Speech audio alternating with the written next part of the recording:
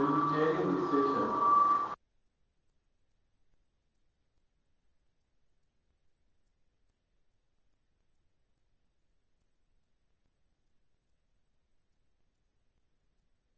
Cindy and IPS coordination.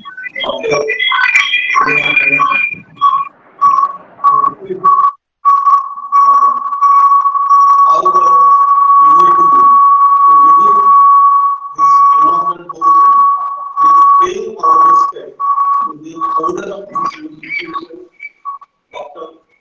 Dr. Garad, and with all the dignitaries. Please.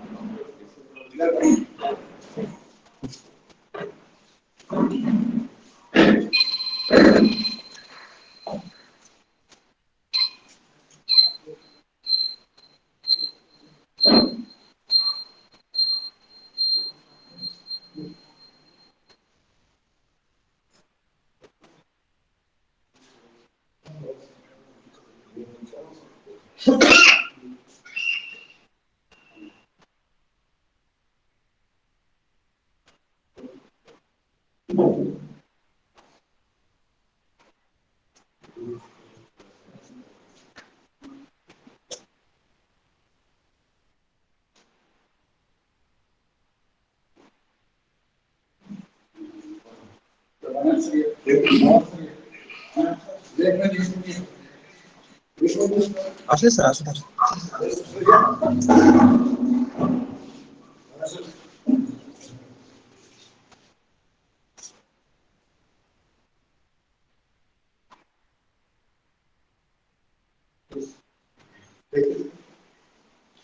I request all the dignitaries.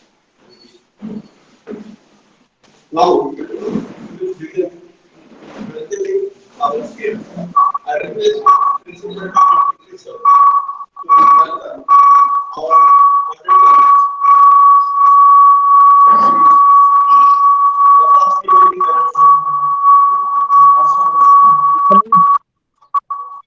Hello hello sir तिथलं हे बंद करा दोन Google meet चालू आहेत बंद करा शेजारचं एक पाटील सर हॅलो सर तिथं गुगल मीट दोन चालू आहे त्यामुळे आवाज खरखरतोय तिथं गुगल मीट हा बंद ते करा ओके ओके सर अजून दोन मोबाईल चालू आहेत सगळे बंद करा mobile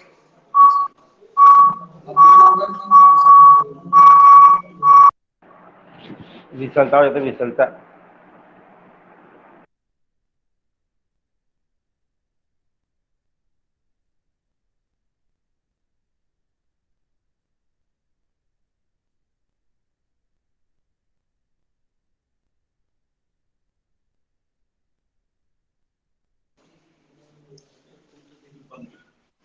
okay okay okay sir okay okay okay okay sir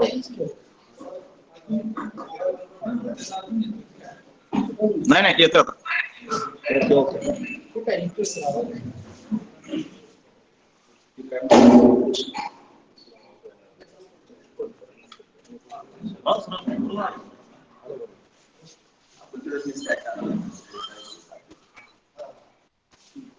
बोला sir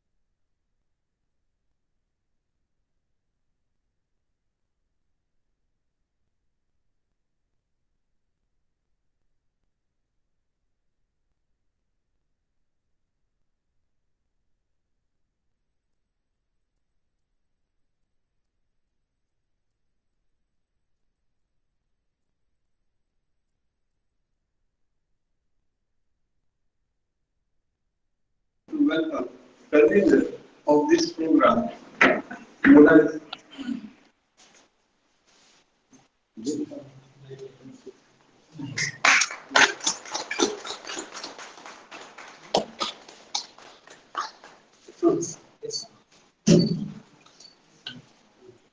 I request Honorable Secretary Sri Garad to welcome Professor Dr. A.J. Patil.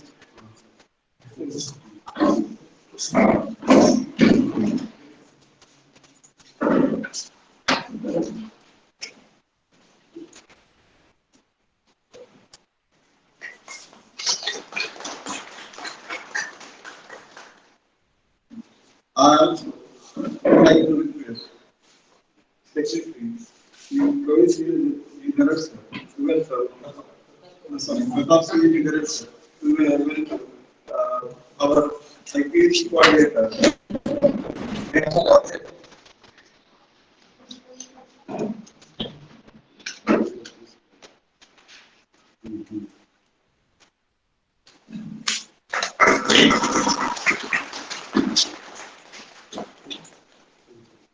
Now I would like to request President Dr. Professor to welcome Dr.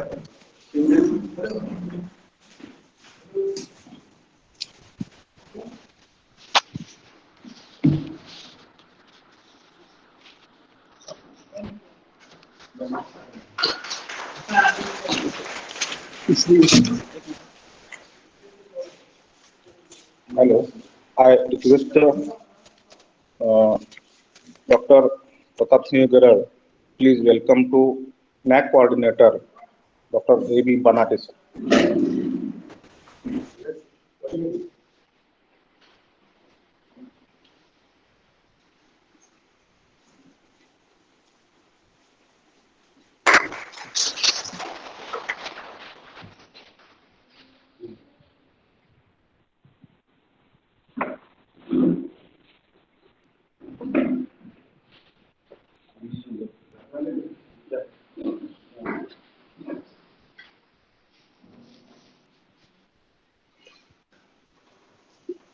This international conference has been one of the main stories of this year of our college.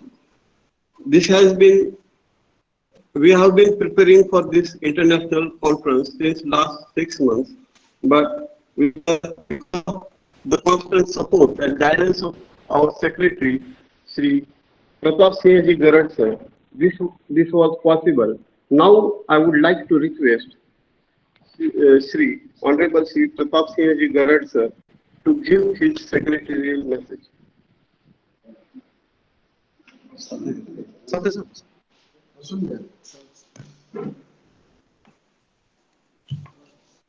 Hello everyone.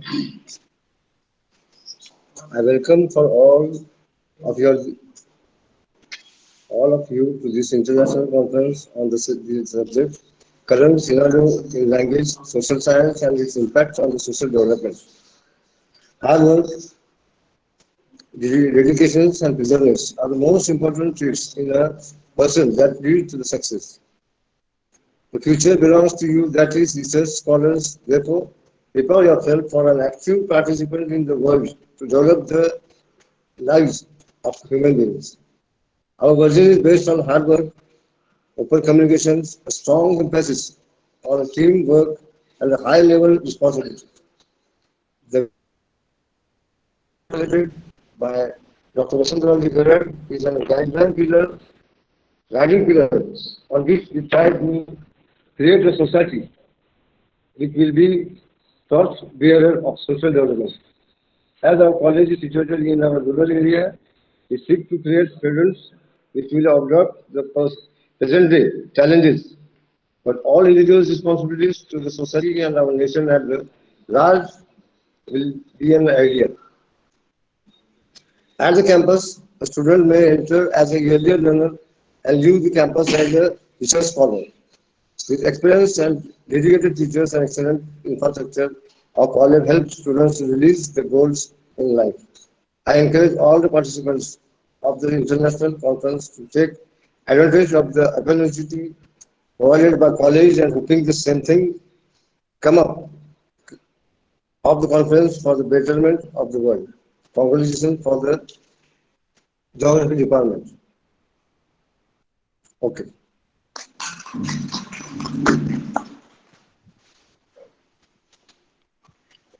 Now, thank you, sir, for your guidance and motivational speech. Now, I would like to request Chairman of this inaugural function, Principal Dr. Pitte sir, for his advice. I welcome Principal Dr. Pitte sir.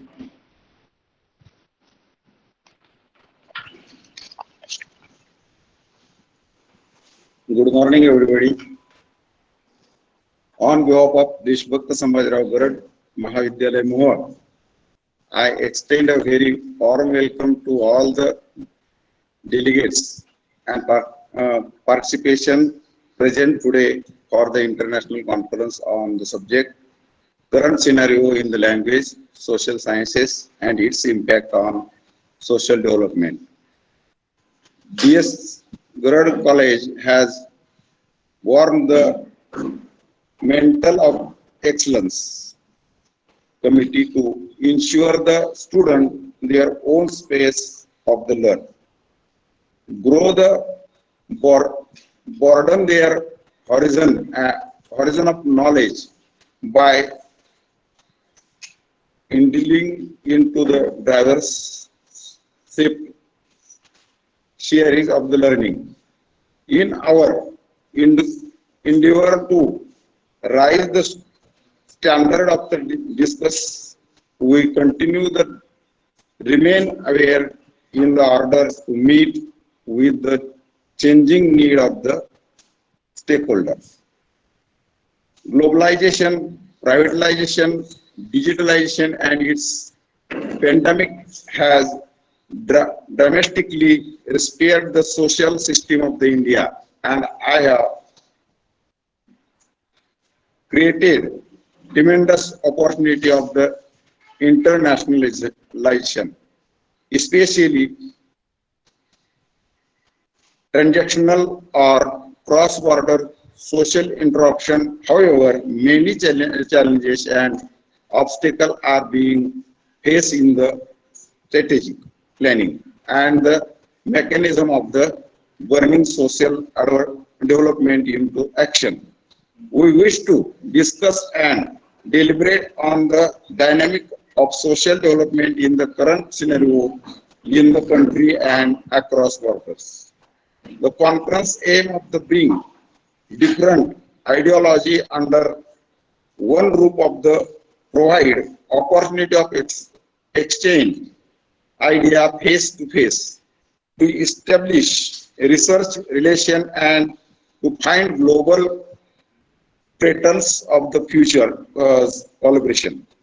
The theme and sub-theme for the conference are indicative of the relevant research areas to give the prosperity of author innovative prospections about the amid to discussion. We wish to welcome and thank our eminent keynote speaker, Dr. Praveen Saptarshi, and all the resource persons. I also sincerely thank management of the Kailaswashi Sambhajirao Garad Bahudeshiya Sanshothan Samstha Mohol and our patron, Honorable Sri Pratap Singh Vasantraoji Garad, for support and guidance. Last but not the least, we would also like to thank the staff of the teacher, the organizer, and the student of their contribution in the successfully organizing and managing this event.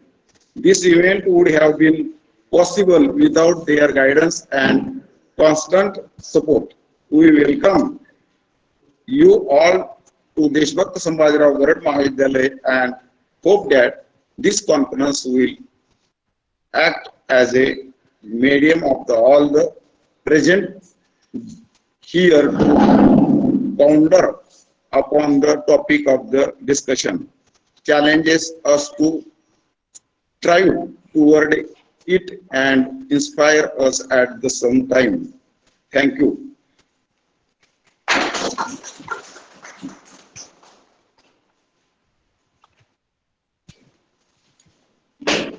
Thank you, Principal Dr. Pipte sir, for scholarly guidance. Definitely, this conference will act as a facilitator for further research and giving us some solution to current problems. Now, I would like to request keynote speaker of this inaugural function, Shri Praveen, Professor Dr. Praveen Saptarshi sir, to deliver his keynote speech. But before that, I would like to give his brief introduction to the work that has been done by Dr. Praveen Saptarshi sir. Sir has been presently working as a Professor Emeritus, Sustainability Management, Indian Institute of Cost and Management Studies, Research, Pune. He is visiting professor at Salisbury University, Maryland, US. He is a coordinator to study abroad courses in India, Salisbury University. Sir has held positions such as Professor Emeritus, Department of Environment Science, Savitribai Phule, Pune University, Pune. Professor and Head, Department of Environmental Sciences, University of Pune. Head, Postgraduate Department of Geography, SP College, Pune. Sir has total experience of teaching experience of 48 years. Sir, not only that, Sir has supervised under his guidance 51 students have been awarded PhD, and one student has been, the PhD work has been ongoing. 7 students have been awarded with MPhil degree. Sir has tremendous experience in research also. Sir has completed 15 research projects, as well as Sir has been working as a consultant on a projects, or at least 14 projects are there. Sir has published 54 research papers, 154 research papers. Out of that, 107 papers are published in international journals, and 47 are published in national journals. As well as Sir has published 2 research volumes.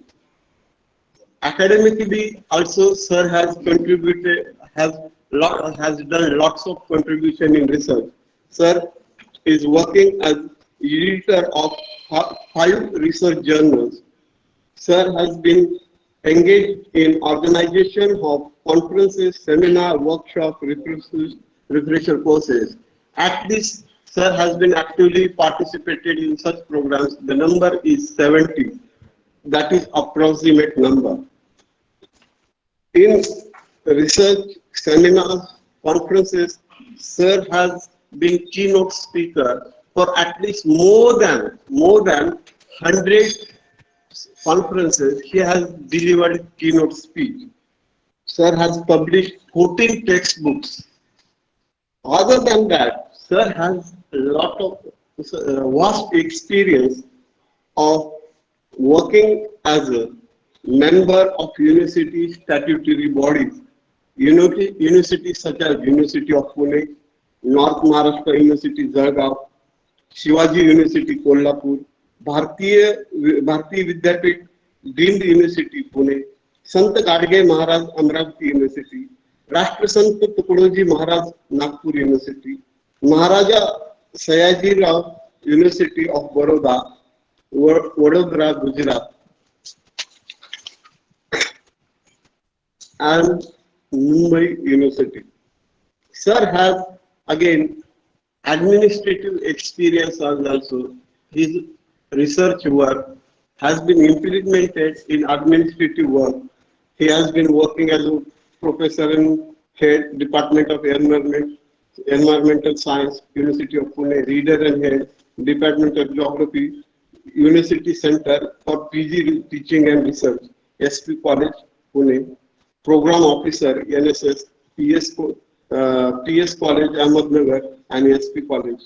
Professor in charge of various departmental consultancy programs for students. Sir, not only that, she has interest in curricular activities and extra co-curricular activities such as organizing refresher courses, conferences, workshops, seminars, etc., both for faculty as well as students. Not only that, Sir has visited several international universities as a resource person, universities such as countries such as United Kingdom, Australia, USA, Bolivia, Peru, Mexico, Germany, Norway. The noted universities may be Salisbury University, Massachusetts Institute of Technology, American Association of Geographers. These are for name a few. Sir not only has been vastly experienced at national level as well as international level, along with that, Sir has been actively participating in doing some community services. This multifaceted personality will be delivering keynote for this inaugural function. I request Professor Dr. Saptarshi sir to deliver his keynote speech. I request Professor Dr. Saptarshi sir to deliver his keynote speech.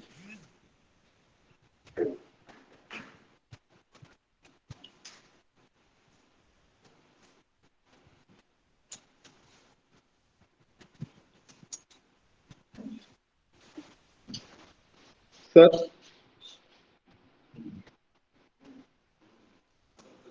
Saptarshi sir. Sir mic बंद आहे sir. Okay.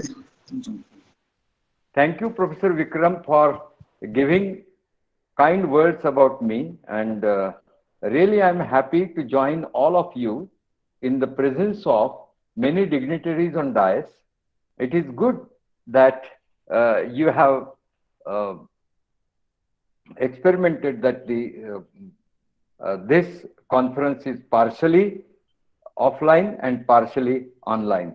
It is good, and we should continue such experiments hereafter, because it is very easy for the resource persons to join you if it is online, and it is also very easy to join the people offline who are staying nearby.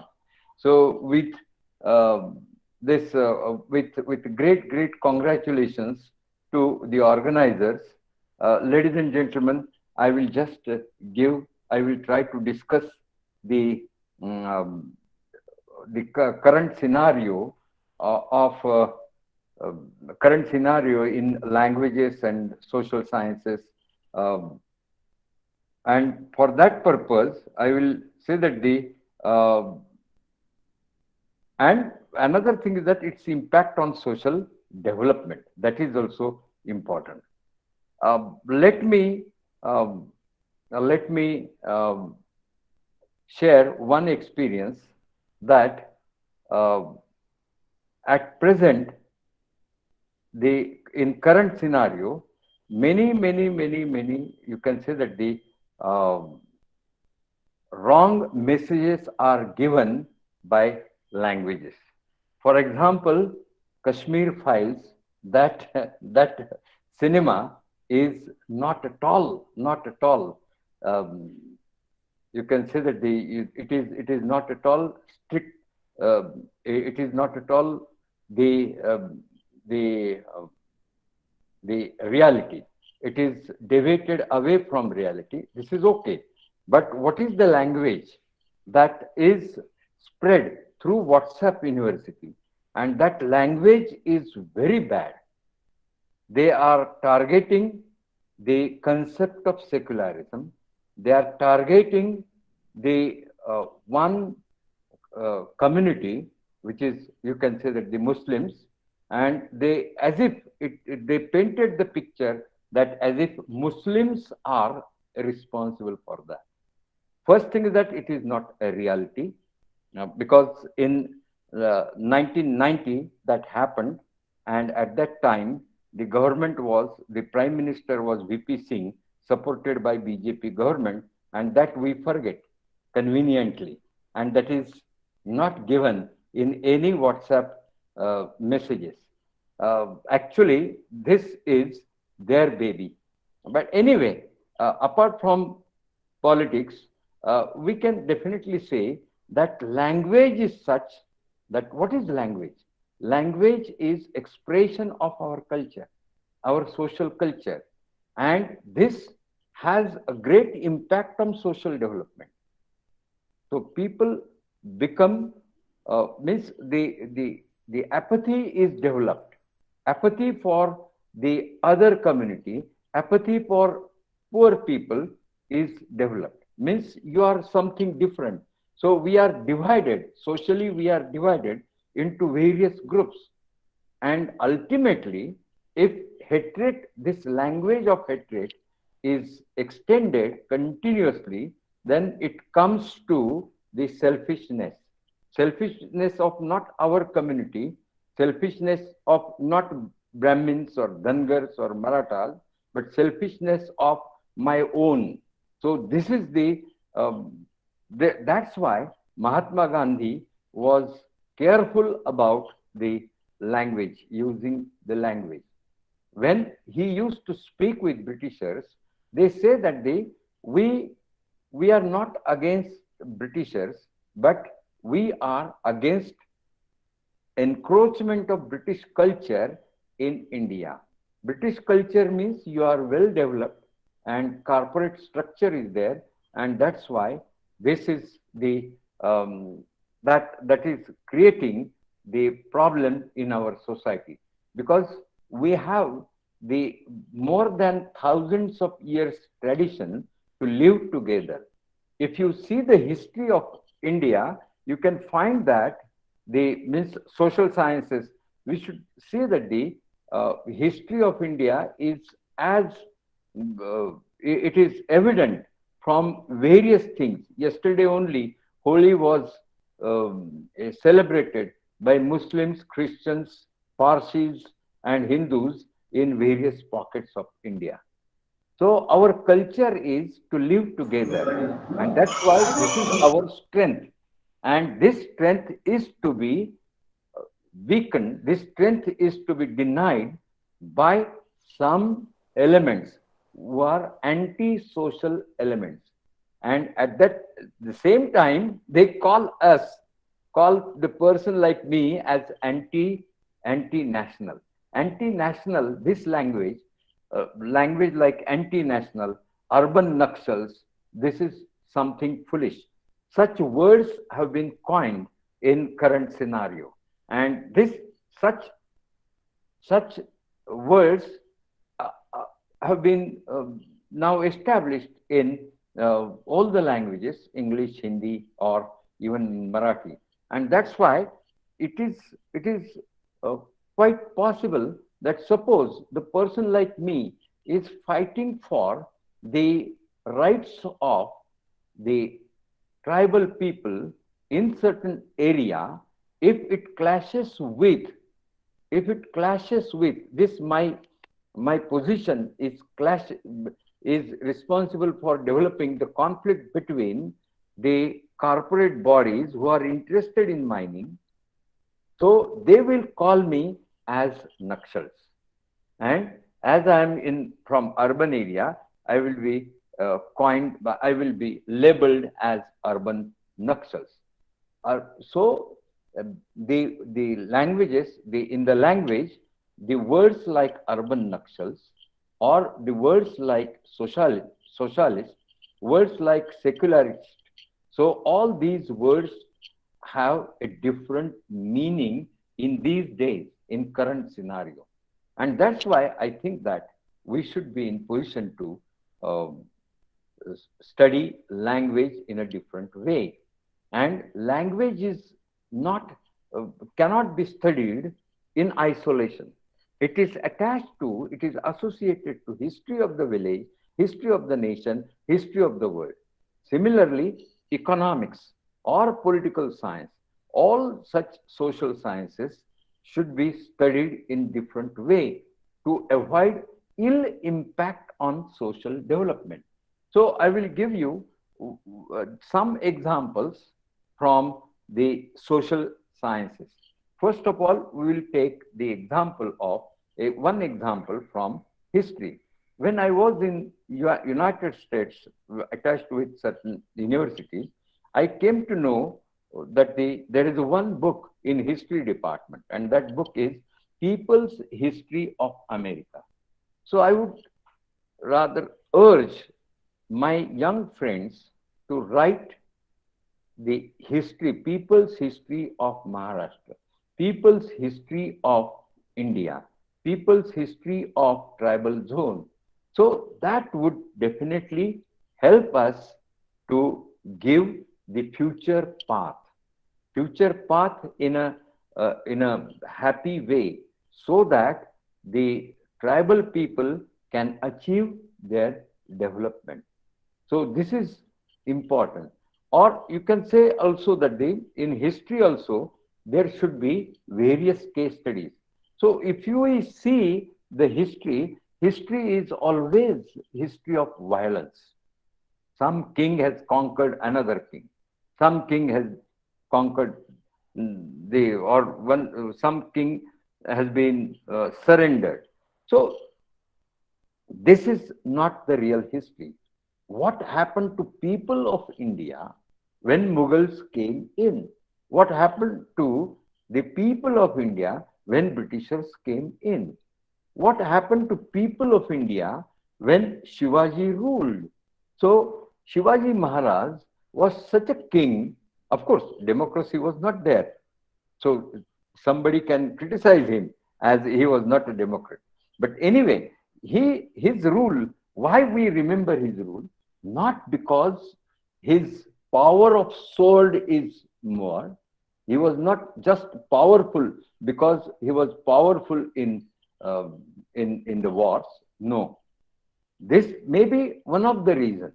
So he has launched the wars with the idea of minimum damage to our people. So that's why he has surrendered many times to avoid the damage to the society. Another thing is that the Shivaji Maharaj in his regime, we can find that he has started the land record. So this is very important. The land record, before that, what was the scenario? Before that, the scenario was the people used to cultivate the land. They were not the owners of land. Some part of this is given to some sardars or the feudal lords in the village, and those feudal lords used to give the king certain part which is called as Nazrana. So many Hindu people were surrendered to Mughals, and only thing is that they were interested in giving Nazrana and they were earning money. So this was economics at that time, and that's why if you see that the Britishers, the feudal lords in our village was with Britishers. When Mughal regime was there, they were with Mughal regime. If Shivaji Maharaj was there as a king, they were with Shivaji Maharaj. And they are so flexible. So this history we should be in position to, when the Congress government came in, they become Congressy. Right?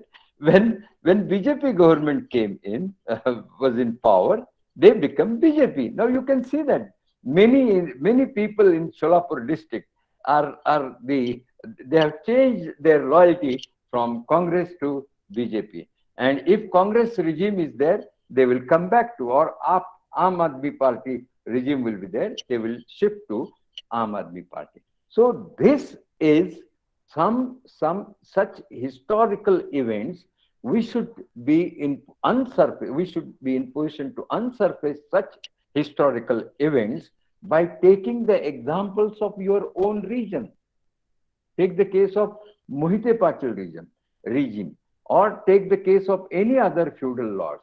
You can find that there may be some, and don't be shy about saying something truthful about our bosses, even our principals, even our vice chancellors.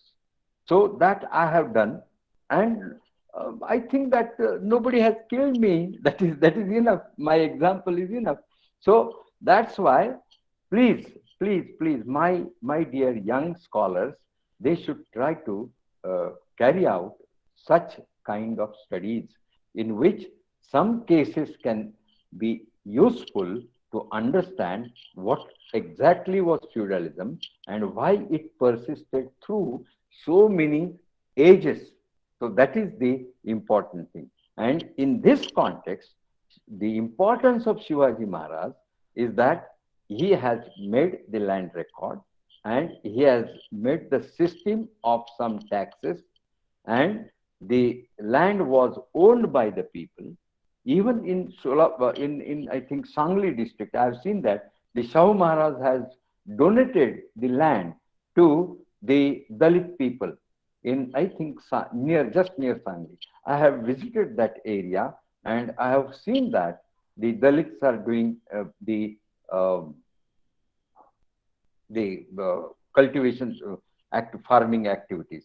So all these things should be known to our young students, so that they will not be carried away by the thinking through their caste, or thinking through the feudal laws. In sociology, we always look towards the reference point. And what is the reference point of professor? The professor's reference point may be vice chancellor, or in sociology, do you know that this is the reference point, or you can say that the reference class. So many people who are coming out because of the inclusive approach of education, so they are educated, but their reference point is Brahminism. They advocate Brahminism. They do Chaturthi. They do so many festivals. So this is also, we should be able to find out with the case studies. Do you know? Let me tell you one thing, that in Pune in 1995, it was decided by some RSS wing leaders that we should accommodate Bahujana Samaj within us. And for that purpose, but Bahujan Samaj not as it is. They should do some rituals like Brahmins do. And that's why they introduced Chaturthi. And now you can find that in college conference, if Chaturthi is there, there is a separate section for those who are eating khichdi. So this is not good. In secular country, all educational institutes, all universities, all or any government officer, or IPS and IS adhikar, IPS and IS people should not attend any religious ceremony. So that's why I scolded my young friend one who is quite popular, and he has got so many books in Marathi, and he is quite popular. So I told him that you are not on correct path. Why? Because he went to one function, and that function is Maratha function, means for the Maratha caste. And in that, he inaugurated that function with lighting the lamp. So I said that this is not correct. IPS IPS um, man should abide by the rules and regulations of the Constitution of India. And that's why in sociology, we should be in position to teach the students regarding Constitution of India. What are the principles? Equity is the major principle, and those principles in Constitution of India has been coming from the um, the uh, the freedom struggle. And at present, freedom struggle is to be marginalized. Freedom struggle is not. Freedom struggle is a struggle through which our nation was built. So otherwise, Britishers would have given the independence to all the Rajas and Maharajas, 500 Maharajas. But we became one nation. So this is because of freedom struggle. And that's why Constitution of India shows reflection of the ethics earned in the freedom struggle. And that's why Baba Saheb was urging that, yes, we are writing this constitution, but I am not sure whether it will be in practice. We have to take more efforts. We have to take the efforts. We have to do some, put in extraordinary efforts to inculcate all these principles among the society. And this sociologist, the sociology students should try to find out ways and means how our young minds can accept the principles of Constitution of India. Means, if at all, I'm not telling you some extreme things, means even Saraswati Pujan is also not allowed. Actually, this was the Baba Sahib's idea in the colleges and schools. Because there may be some people who don't know Saraswati and who don't know that particular goddess of knowledge. So we should be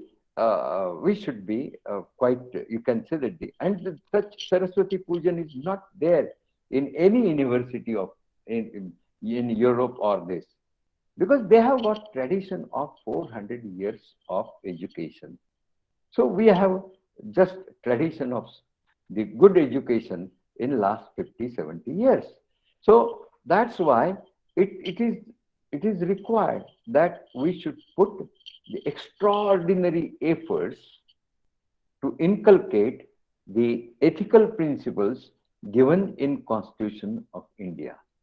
So if you read the Constitution of India, you can find that the nation is built by Gandhi, Nehru, Baba Saheb, and Maulana Abul Kalam Azad, or Vallabhbhai Patel, and so many people.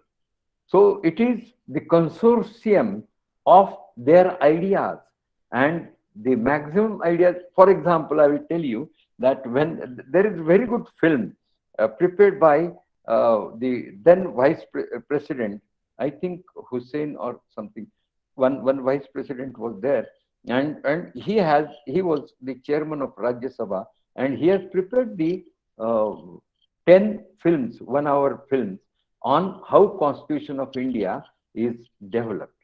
I think in all the colleges we should uh, do the workshop for all the social science students, for even science students and language students, to see those things and discuss on the principles of the Constitution of India. In that, in one, I will just narrate one uh, that the one thing, that is the mm, when it Baba Sahib insisted equity is our principle, and that's why voting right should be given to all the people, irrespective of their caste, creed, or religion, irrespective of genesis, irrespective of sex, male, female, and transgender. So everybody will have, after 18 years of old, they will get the voting right. And this was the major decision. And this voting right is, uh, then many people opposed it. Don't think that all the people at that time who were nearer to Gandhi or Baba Sahib, or they were totally admirers of these 3 4 people. No. So somebody opposed it. Then Baba Sahib said that I will resign from the as a member of the Constitution Assembly. I will resign. Then then he told to some big leaders that that is narrated there. Vallabhbhai Patel said that your resignation is, we are not accepting your resignation, because what you say is the Gandhian idea, and we know that you are correct. So please come and do the work. So then Baba Sahib said, okay. So this was the because Baba Sahib once also asked the people that, have you really discussed it with, somebody asked him that, have you discussed it with Vallabhbhai or Nehru or Abul Kalam Azad? Why you are saying all these things? The Baba Sahib told me that I have discussed all these things with Gandhi. And that's why Mr. Gandhi, he used to call. So that's why I don't think that I am wrong. So anyway, this is history of Constitution of India, and sociology students should study this history so that the social fabric in our um, should not be this in our country should not be disturbed. Now what happened? They now see that the people are. I had been to South just 1 month back, and I told them that yes, um, the the in UP and all these things, there will be clean sweep for one party. They said that okay, then we will demand for separate nation. See, if hatred is continually, so that is also important aspect.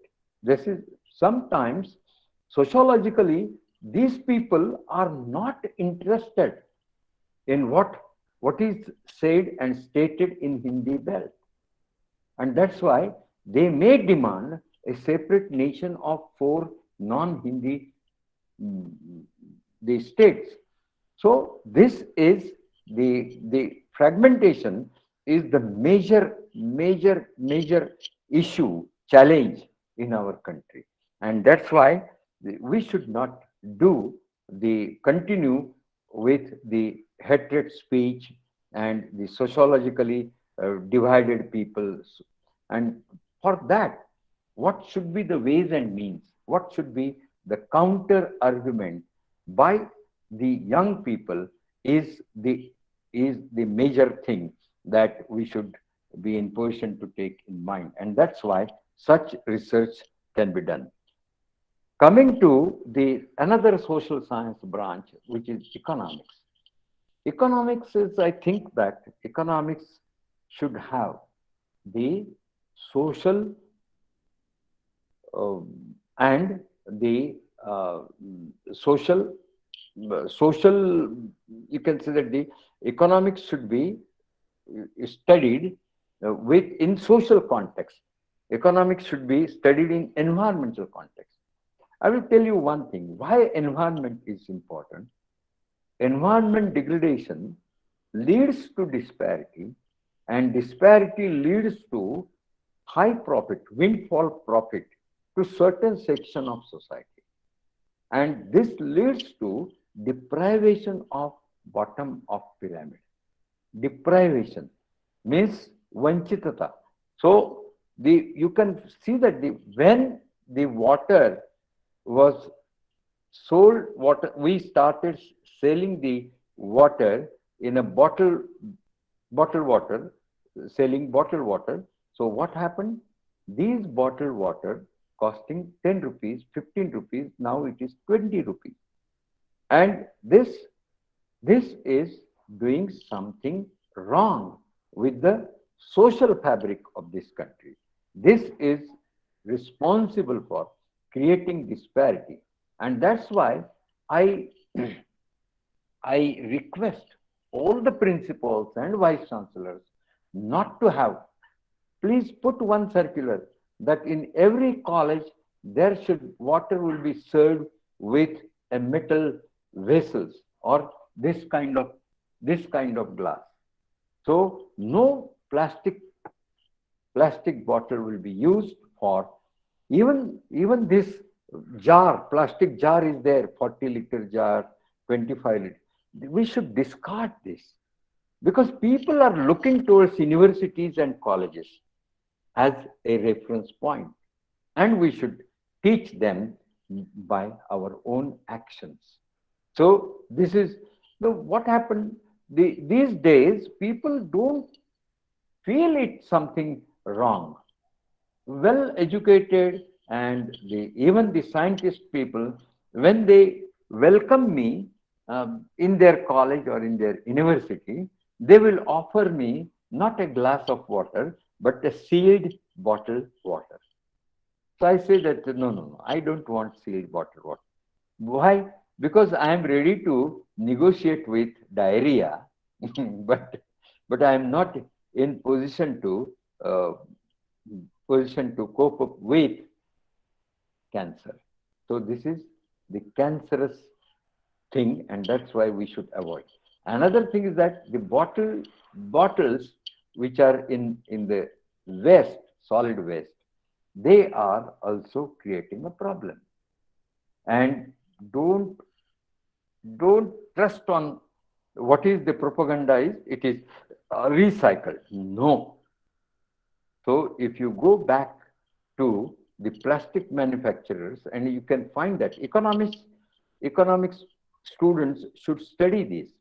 What is the total use of plastic material in our country last year? And what is the amount share of recycled material? So we can find that I have seen the figures for last 10 years, it is just 3%, 2%, 5%, 4%, and so on. So this is the environmental concern, not to save greenery or not to save uh, soils, not to save earth. So people always say that some picture is there, save our earth. I say that don't worry, don't try to save yourself. So to save the people of India, to save the people in the world, so humanity should be saved, and for that purpose, we should switch over to one important branch of economics, and that is environmental economics. I will just explain in brief what is environmental economics. Environmental economics means it considers the losses due to environmental degradation. It gives you the cost of pollution. It gives you the model explaining the cost of soil degradation, or what is the cost of water degradation, what is the cost of river destroying a river ecosystem. I will just explain one thing, that Solapur gets Ujni water. Is it pure? They have to purify it, and while purifying, almost 60% of water is wasted in Solapur water. So you go there and see that what is the wastage of water in this purification plant. Why it is so? Because Bhima is polluted, and the waterlogged conditions in the catchment area of uh, Ujni Dam is is also polluted, and that's why the major reason for pollution of dam water is the upstream areas in Pune or Down or Pimpri Chinchwad, or all these tributaries are coming from them, and coming from that particular area, and this is being polluted, and these pollutants have been are added into the Bhima Dam or Ujni Dam every day, every hour, and that's why the accumulated pollutants have created many problems. Even in Bhima, we we say that the Bhima Machi is great. Huh? So Bhigwan Machi is great. Solapur Machi is great. So this means that the fish in Bhima water is also polluted because of polluted water. And uh, so what is the cost of this? Suppose such fish are to be sold in market and they are taken by young generation, then their next generation will be of some deformity, will be with some deformity. And this is to be avoided. So this is known as heavy metal pollution.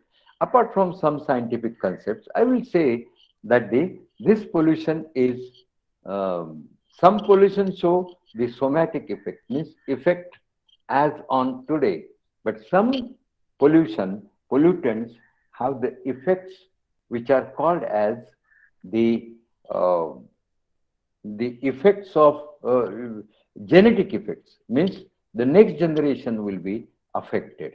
So such genetic effects are more important than the somatic effects. Somatic effects are also creating a problem, and that's why all these things are important, and such things are studied in environmental economics.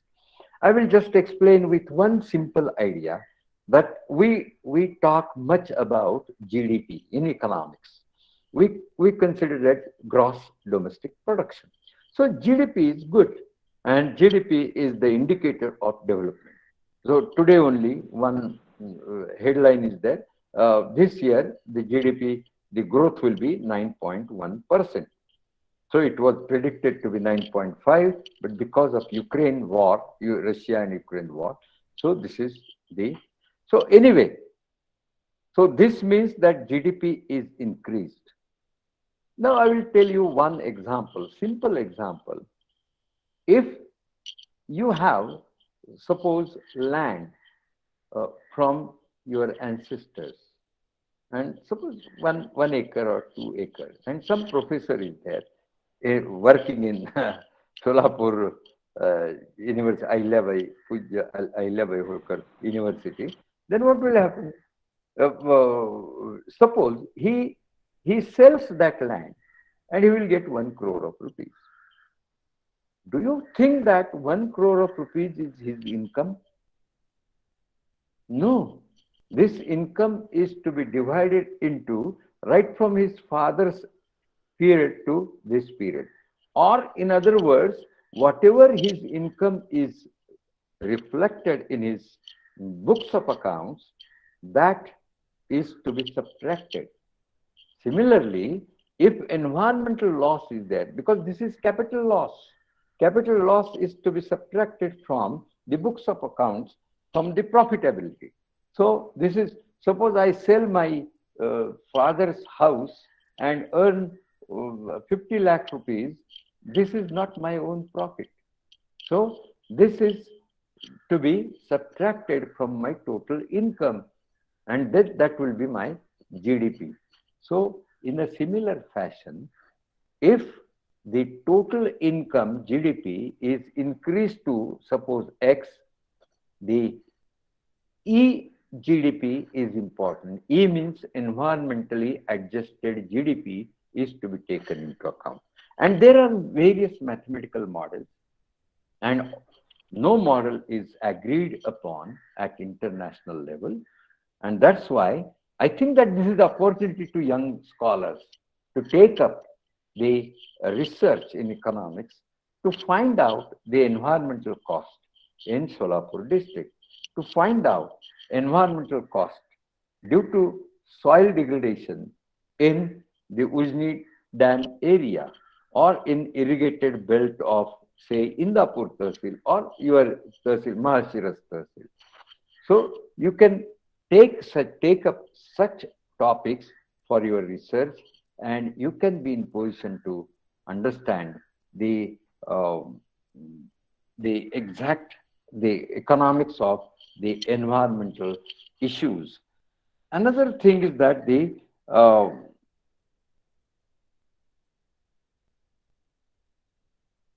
sociology, a political science.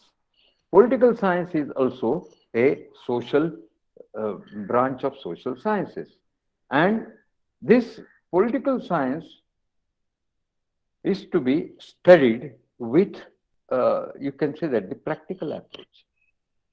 And that's why political theories are important, no doubt about that. You study Marx, you study Gandhian philosophy, you study the whatever, so many philosophers you study in politics, political science. But at the same time, you should be in position to apply your knowledge to the local political happenings, local polity. Then and then only you will be in position to understand the national polity. So what is the national polity at present?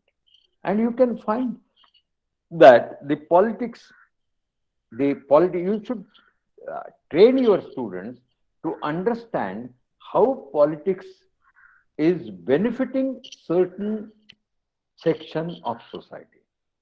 Means political power is being utilized to design the political economy in such a way. So this means that this is the area of politics and overlapping area between politics and economics. So this is the area of, how this, the political economy is helping the people. Now we'll see that there is unrest amongst the um, farmers, unrest among the farmers, and that's why continuously 1 year agitation was there. And why it is so?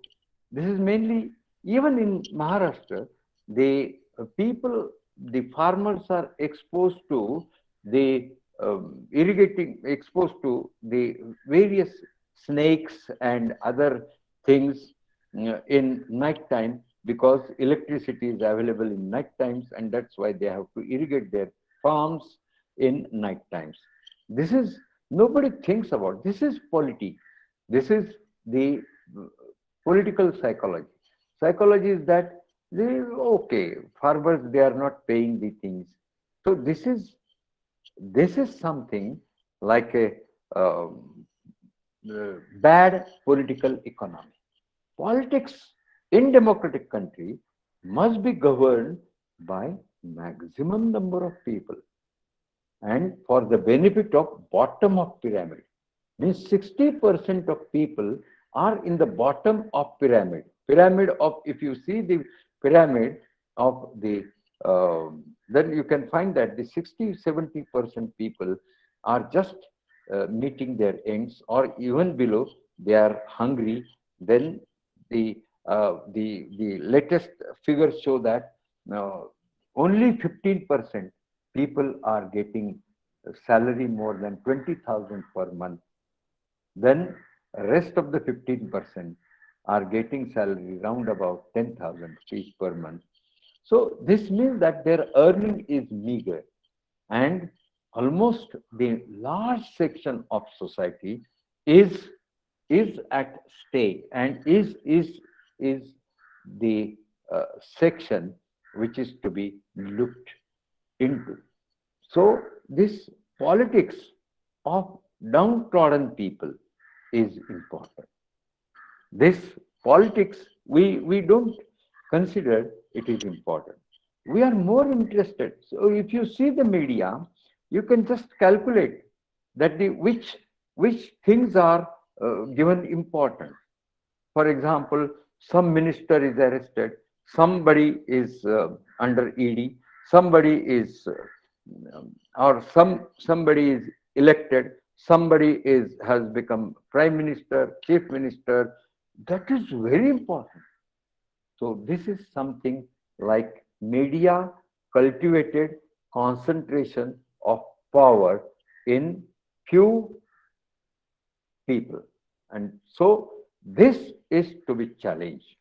And that's why it is necessary that we should start the political processes which are uh, in favor of downtrodden people or bottom of pyramid.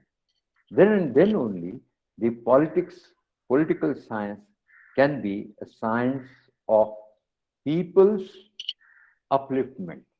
So the political economy is designed in such a way that the corporates are important. Means if now in pandemic period, I have seen that some 20 plus projects have been sanctioned by central government of India in Assam, in some biodiversity parks, and some areas where you can find that you can see that such projects, mining projects, which are ruining the environment, we are crushing the trees there, we are uprooting the trees and uprooting the people dependent on trees. So environment is not per se environment. It is tagged with, it is closely associated with people, local people. And that's why the political process is very important. And that's why I would just quote the example of Mindalekha village. They say that we accept democracy. We know, we have the Constitution of India. We accept the Constitution of India. And according to Constitution of India, yes, there is a Bharat Sarkar. Then in Delhi, in my village, Amit Sarkar. There is no my Sarkar, but we are the government in our village. And that's why we will decide when to cut bamboos, when to cut grass, when to cut the trees, and how to sell them. So actually forest department, see the politics. Forest department was established in Britishers period, and that was just to earn revenue. But in considering the current scenario of environment and climate change and all these things, we should be in position to understand that why we should be in position to understand why people are deprived of forest resources which are owned by them. This is mainly because of forest department. Forest department, I'm not telling about social forestry, but forest department, which was established with the intention that to protect the forest for further revenue. The forest department, when it was powerful, it has sold bamboos for manufacturing paper. And so in this way, we can find that there are so many such political policies. Now policy making is most important part of politics, political science. I will tell you one important policy which was so wrong. The one is simple, that if you want to establish the drinking water system in a village, it is considered that each person will require 50 liters of water per day, right? So, and if you want to establish the the drinking water system in Pune or Mumbai, in urban areas, it is said that 180 liters per day per person. So this means that the policy has been a wrong one. It advocates disparity. Why my friends from farming sector need less water? Why it is so? Actually, they are not polluting water. They are not using the soaps and sanitizer, and they are not creating waste. So waste is also coming to the villages. This is again the urban encroachment of the in rural areas. So all such things should be taken into account. So my point is that we should be in position to adopt interdisciplinary approach to understand the political economy, to understand what is exploitation, to understand the movement. In geography we study that the movement of resources, resource flow, means suppose we are selling sugar to California, United States of America, or to London, means the Great Britain, then actually we are selling this much. You just may calculate 1 ton of sugar requires 100 tons of sugarcane. 100 tons of sugarcane requires 1 hectare of cultivation of sugarcane. 1 hectare of cultivation of sugarcane requires 1 hectare into 303 meters, this much amount of water. So 3 meter hectare water is equivalent to 1 ton of sugar. Now you can just go to Google and find out the cost of sugar, which is what is the selling price of sugar.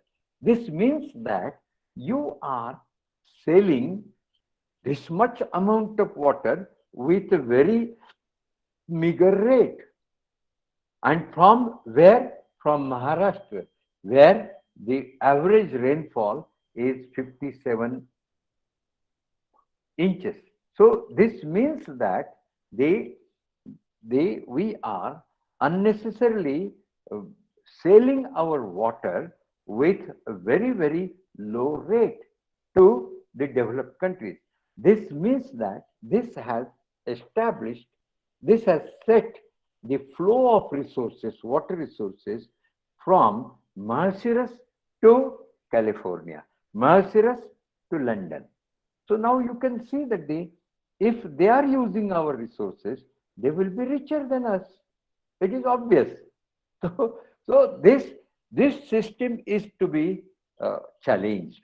And for challenging this system, we should be in position to be much more clever in politics, economics, in geography, in sociology, and we should be committed to the downtrodden class, which is in majority in our country. And if you address those issues with this multidisciplinary approach, then I think that this is the current, not only current scenario in social sciences, but also it is the futuristic view of studies in social sciences, and it will have positive impact on social fabric of this country, of your community around you. With these words, I stop here. I would love to answer any queries if time permits. Thank you very much. Thank you, sir.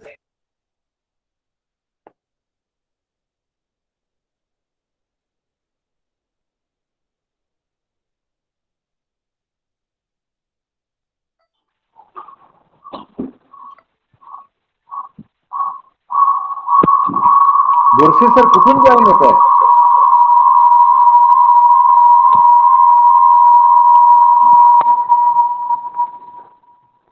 Hello. हा बोला.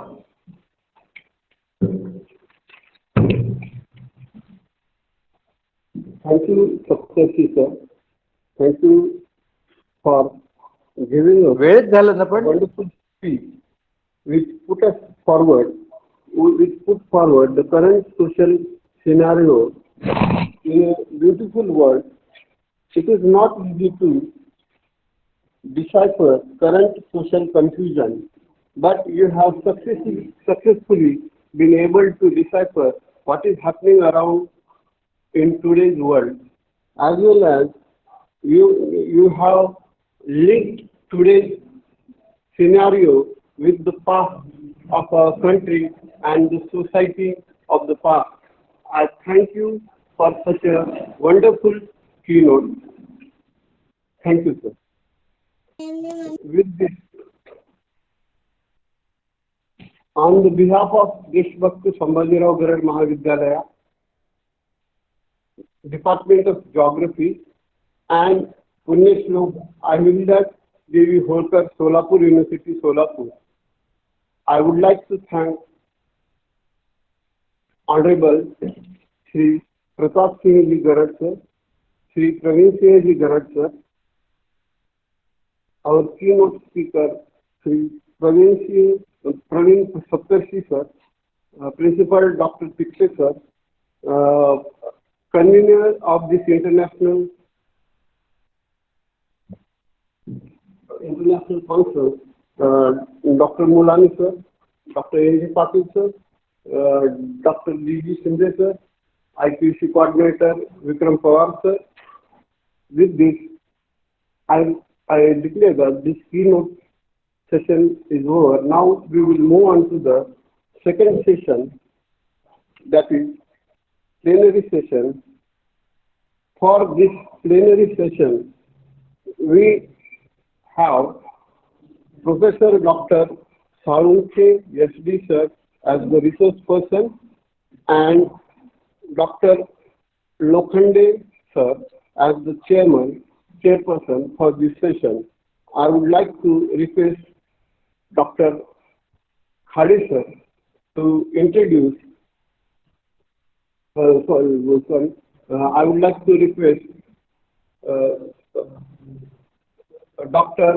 Lauke VP sir, Head Department of Political Science, to introduce today's resource person and chairman of this session, Professor Dr. Lauke.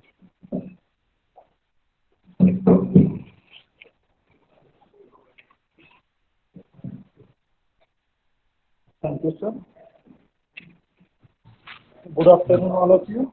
I stand here to introduce today's resource person and chairman of this session. For this session, we have Professor Dr. S.D. Shinde as a resource person. Professor Sambhaji Jnaneshwar Shinde sir has worked as chairman, Board of Studies in Geography and Geology, Department of Geography, Shivaji University, Kolhapur. Sir has teaching experience 20 years, research experience 21 years. Sir held academic position Professor Department of Geography, Shivaji University, Kolhapur from 2016. Associate Professor Department of Geography, Shivaji University, Kolhapur from 2013 to 16. Lecturer, Rayat Shikshan Sanstha, Chhatrapati Shivaji College, Satara from 2000 to 2013. Sir has administrative experience. Rector Dr. Appa Sahib Pawar Vidyarthi Bhavan Earn and Learn Scheme, Shivaji University, Kolhapur.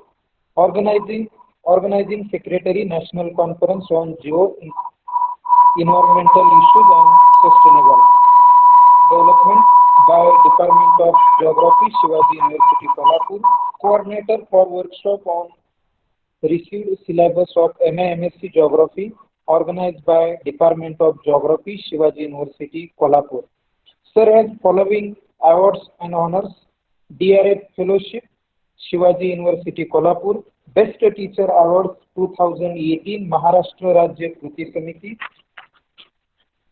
Sir has worked on various statutory committees such as Academic Council, Member, Shivaji University, Kolhapur; Member of Research and Recognition Committee, Geography, Shivaji University, Kolhapur; Member of Research Recognition Committee, Punyashlok Ahilyadevi Holkar, Solapur University, Solapur.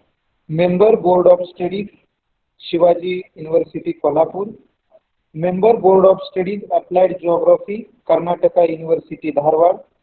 Sir has been member of the professional bodies such as Governing Council member, the Institute of Indian Geography, member, Deccan Geographical Society.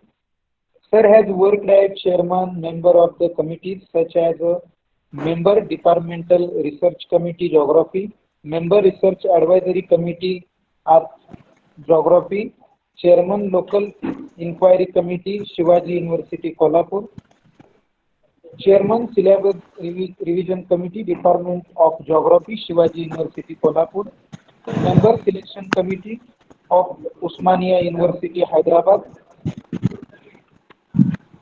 Sir has guided 10 PhD students, so it is an honor to welcome Professor Dr. S.D. Shinde as resource person. Also for this session, Professor Dr. T.N. Lokhande sir will be chairman. Sir has worked as chairman, Board of Studies in Geography, Punyashlok Ahilyadevi Holkar, Solapur University, Solapur, head of department Geography, Karmavir Bhaurao Patil Mahavidyalaya, Pandharpur. Sir held academic position, Professor KBP Mahavidyalaya, Pandharpur from 2019. Associate Professor KBP Mahavidyalaya, Pandharpur 2006 to 19. Lecturer KBP Mahavidyalaya, Pandharpur. Sir has received awards, honors such as Mahatma Jyotirao Phule, Gunwant Shikshak Puraskar, Dr. Punjabrao Deshmukh, Rashtriya Shikshak Parishad Solapur 2011, Best Teacher Award, Government of Maharashtra, Best Teachers Award, Punyashlok Ahilyadevi Holkar, Solapur University, Solapur. Sir held administrative experience as Dean and Vice Principal, Faculty of Arts, KBP Mahavidyalaya, Pandharpur, Chairman of Criteria 3rd, 2nd and 3rd Cycle NAC Accreditation, KBP Mahavidyalaya, Pandharpur, Head Department of Geography, KBP Mahavidyalaya, Pandharpur. Sir has worked as Chairman, member of the committees such as Chairman of BOS in Geography in Punyashlok Ahilyadevi Holkar, Solapur University, Solapur, Head Department of Geography, KBP Mahavidyalaya, Pandharpur, Nodal Officer of EDC Scholarship, Member of Standing Committees, Member of Library Committees, Chairman and Member of Local Inquiry Committee, Punyashlok Ahilyadevi Holkar, Solapur University, Solapur, Chairman Syllabus Committee, Geography, Punyashlok Ahilyadevi Holkar, Solapur University, Solapur, active member to start Research Center of Solapur University, Solapur for PhD in Geography. Member, Departmental Research Committee, Solapur University, Solapur. Member of Research RRC Committee, Geography, Solapur University, Solapur. Member of BOS Committee of KBP Mahavidyalaya, Vashi, Mumbai, Chhatrapati Shivaji College, Satara, SGM College, Karar. Sir has worked as member of the professional bodies such as Life Member of Geographical Review of India, Kolkata, Life Member of Indian Regional Science, Kolkata, Life Member of Deccan Geographical Society, Solapur Jilla Bhugol Shikshak Sangh, Solapur. Sir has done research specialization in agriculture geography, marketing geography, industrial geography, settlement geography, medical geography, and population geography. Sir has guided 18 PhD students, number of research publications, international, national, 82, number of participation in conference, international 15, national 54, state 11. So I welcome Professor Dr. T.N. Lokhande sir to this session as chairperson. Thank you, sir.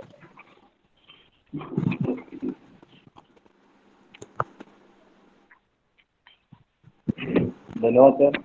मैं आदरणीय Sambhaji Shinde sir जी से अनुरोध करूंगा कि आप अपना मंतव्य यहाँ रखें।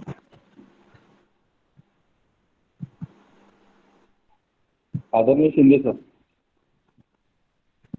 Am I audible? यस। आवाज Yes, येतोय? sir. Yes. Okay. Okay. So, first of all, thank you very much to the organizers of this one-day multidisciplinary online international conference on current scenario in languages, social sciences, and its impact on social development. My friend Professor Mulani, Professor Patil sir, Professor Shinde sir, IQAC coordinator and principal of this college. First of all, I must thanks for giving me this opportunity to share my views and the current scenario of social development and issues related to this particular development. I think our philosopher guide, Professor Praveen Saptarashi sir, in his keynote address, explain the different issues related to this particular social development in sociology, in political science, current scenario, and so many things are there. My point is that we all know what is social development, what are the indicators of that particular social development, what is the status of this particular development. I will just focus on, because I am from geography discipline, and geography is all about establishing relationship between physical as well as human relationship and the problems because of these particular interactions. While discussing the various social indicators of the development, or while discussing this particular, I know there are several definitions, there are several approaches to deal with the social development, but the major or the important indicators are health, education, income, gender, inequality, etc. We will discuss on the basis of these particular indicators, the data, information about these particular indicators and related problems. But as Saptarishi sir rightly remarked, India having billions of people, density, caste system, so many things are there. Because we all are geographers and we know about India, Indian population, density, and other particular things. But India already vulnerable to these particular societal development because we in geography studied that regional imbalances, regional disparities, and so many things are there. But another most important thing, because of such climate change, environmental degradation, Saptarshi sir rightly said that when that climate change, even war like Russia, Ukraine, most sufferers are weaker section of the society, poorest people of the society. And we are not speaking about, because there is a World Bank report about the social development, and they are emphasizing on the African countries, isn't it? Less developed countries, developing countries. But we will discuss what is the status of this particular social development in India, and how Indian government and the policymakers or researchers like we discuss these particular issues. It is our prime duty as a researcher to study the international efforts, as I say that there is a sustainable development goals, and in that particular goals there are several things. But as I said that there is a threat because of this climate change. Even a single example of COVID-19 that again expose India to how social development and impact of that particular COVID-19 on poor people, on rural people, on urban people. So different kinds of what you say data and different kinds of disparities are there. So we will just highlight the issues and that particular, as I say that India always that hotbed for issues, different issues, right from there is enough data about health infrastructure, about education, about income, unemployment, the qualification, and of course about the gender equality, and so many things are there. So we will just describe that in India, it is always super shiny because of media, because of several issues. One side, and super dull on the other side. We are speaking about what you say, superpower, 21st century, like that. But there are certain issues, and that particular issues, of course, for social development, there are certain environmental issues, because of that particular has certain limitations, and of course governance, political issues are there. Because of only that government and political issues, this particular process of social development or approaches dealing to that particular social development is different. Another issue is about infrastructure and infrastructural development.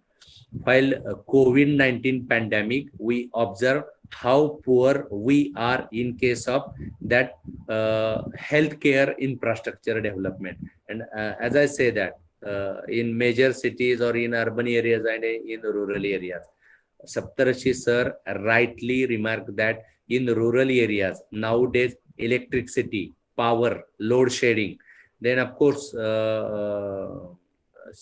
drinking water, and because of that particular drinking water, several diseases like diarrhea and other diseases also. So the important issue about the infrastructure and their unequal distribution. Of course, the education facility and education quality. See, each and every indicator we have a lot of data. In case of education quality, Marathi medium is there, Jilla Parishad schools are there, English medium schools are there, and again that issues related to that education. And because of this COVID-19, there are several children, because of non-availability of mobile and online education, they are away, or they are excluded from this particular education system. And of course, about education quality in rural areas, urban areas, in government school, private school, so many things are there. Again, in case of income and in case of employment, unemployment, we all know that about employment and that particular. But my point is that the biggest threat to the social development, that is inclusion and exclusion. And while discussing this particular, two important aspects are there. One is poverty, another one is population explosion. We as a geographer, we as a social scientist, because the role of social scientist is more significant during these days. Why? Because of the what do you say, religious conflicts, because of the social conflicts, and all over the world. So the role of social scientist is crucial one. And social scientists, with their writings, with their papers, with their approaches and seminar like this, they can contribute to the social development. At least they can minimize the gap between these particular goals. While speaking about this particular poverty and the population explosion, we all know that include the several analysis or Indian analysis, and you know that poverty remains as the root cause or root of many of the high-end issues, and being a part of several other smaller issues. Okay, because that is a root cause. Of course, population explosion again because of poverty, environmental degradation because of poverty, and there is a reciprocal relationship. And as I say that there is a data regarding the poverty in India, that is a widespread poverty, with the nation estimated to have a third of the world's poor in India. Data may be changed because of this particular COVID-19 like that, but according to that World Bank estimate, near about 40% of Indian falls below international poverty line. So you can imagine that 40% people, and there are near about 421 million poor living in that 8 North Indian states of Bihar, Chhattisgarh, Jharkhand, Madhya Pradesh, Odisha, Rajasthan, Uttar Pradesh, and West Bengal also. And the number is higher than that particular poor living in that 26th poorest African nations. And because of this particular COVID pandemic, that number also increases because of unemployment, because of migration, forced migration, like that one. So you can understand, because of that population explosion, poverty increases. Because of poverty, there is a pressure on what do you say, existing infrastructure and other that particular thing. And another, as I say, that healthcare industry and healthcare facility, while discussing about the social development and that particular, because health is a major indicator or important indicator of social development. Of course, that the kit and other common diseases like malaria, we import that particular machinery. And while this COVID-19 pandemic also, the cost of that particular medical care, the cost of that particular hospital, you can imagine. And again, that create or that effect on the social development. Of course, right from MRI, CT scan, different tests and other that particular thing, or proper healthcare system and the proper cost of that particular health, that is beyond their reach of this particular what do you say, poor population or this population. Another important thing which Saptarshi sir emphasized, that's about environment quality, that's about environmental issues.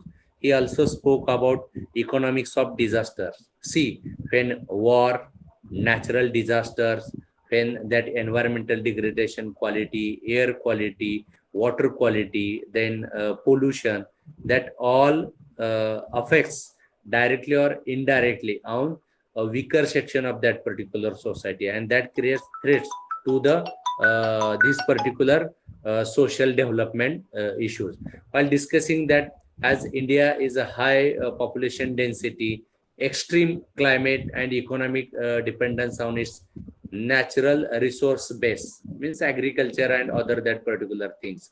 And you know the situation of farmers, that farmers suicide because of that climate change, availability, drought conditions, that whole cycle is disturbed. And of course, the natural resources base make environmental sustainability critical in maintaining its development path. And India has a rich and diverse that plants and animals, but the major hotspots and being the home of several creatures, India itself amongst the countries.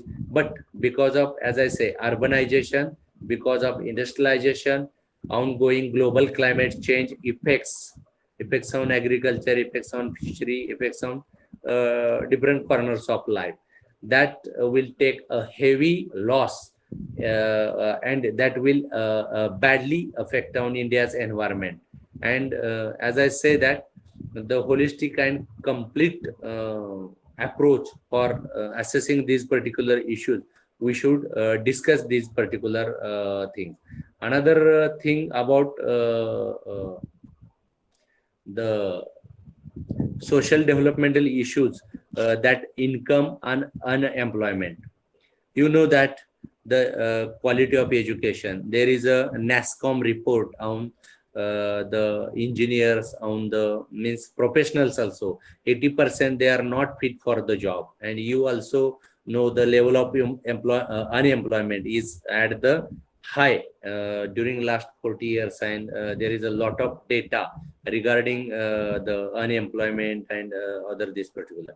And another most important thing, recently we celebrated that women empowerment. So the another important aspect of social development, that is a gender equality.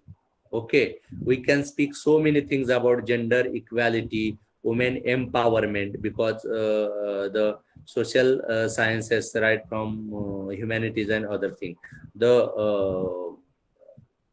you know that the sex ratio, number of women in this particular 1000 population and other that.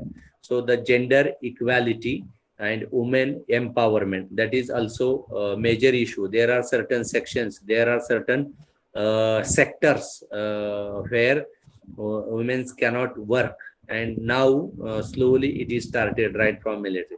So in total, my point is that while discussing about this particular social development and the current scenario, the biggest threat from environment, another threat from the governance and their policies and their decisions regarding a group of people, maybe Hindu, maybe Muslim, different kinds of like tribal and other that particular groups.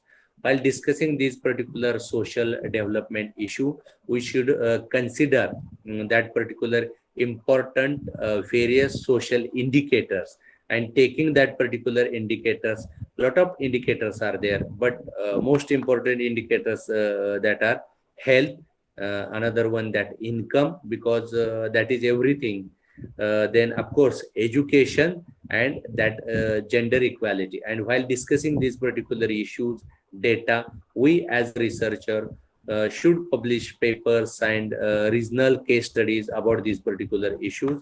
And then of course the future, that the effects of that particular climate change, environmental degradation, quality, because so many things are there. See, if environment degraded, if water polluted, that directly affects on poor population of area, because they cannot afford, as sir said, that pure drinking water from that RO system and other that particular things.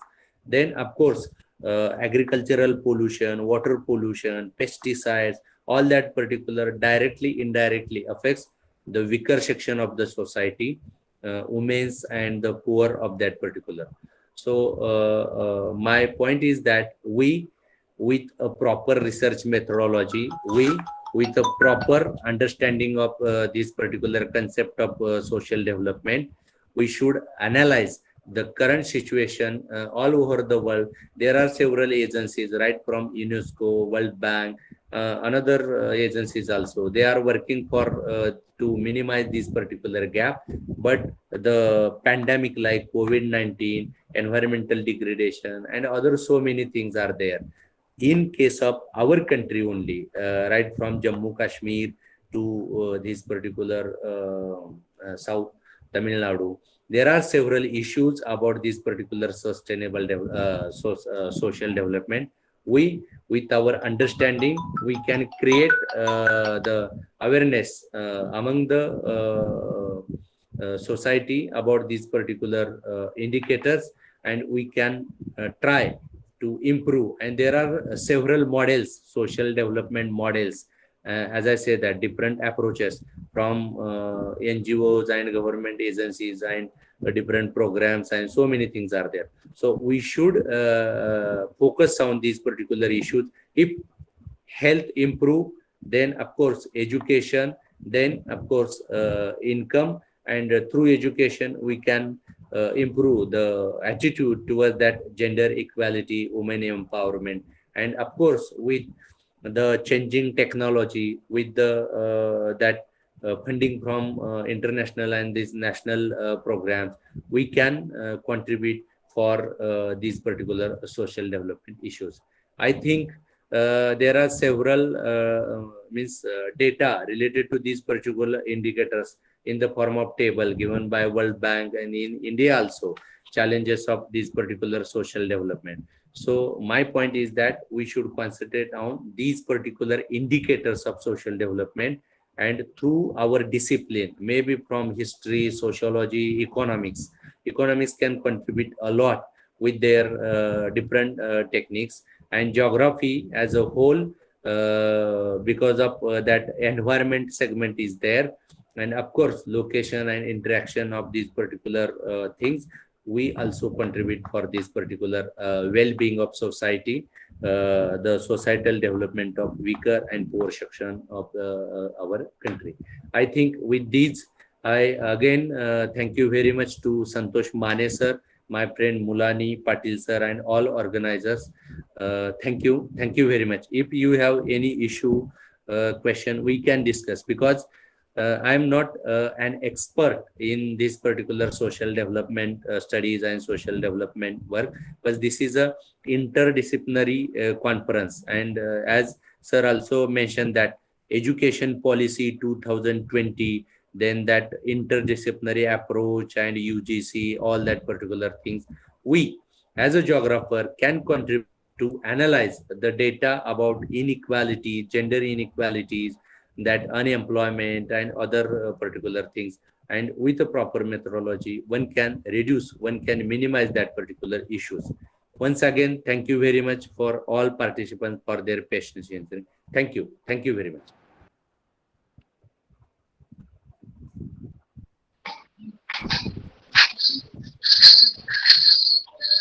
Thank you, sir. Now, I would like to request Dr. Khade sir to present vote of thanks.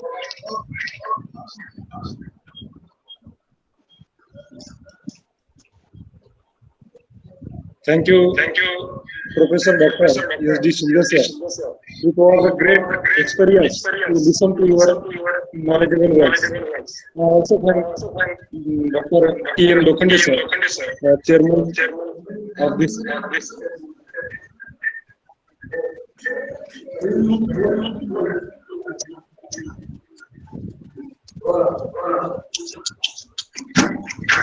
If it is not a translation, sorry for the very certain failure in the session. Now, I would like to request Chairman of this session, Dr. Lokhande sir, to deliver me speech. Dr. Lokhande sir.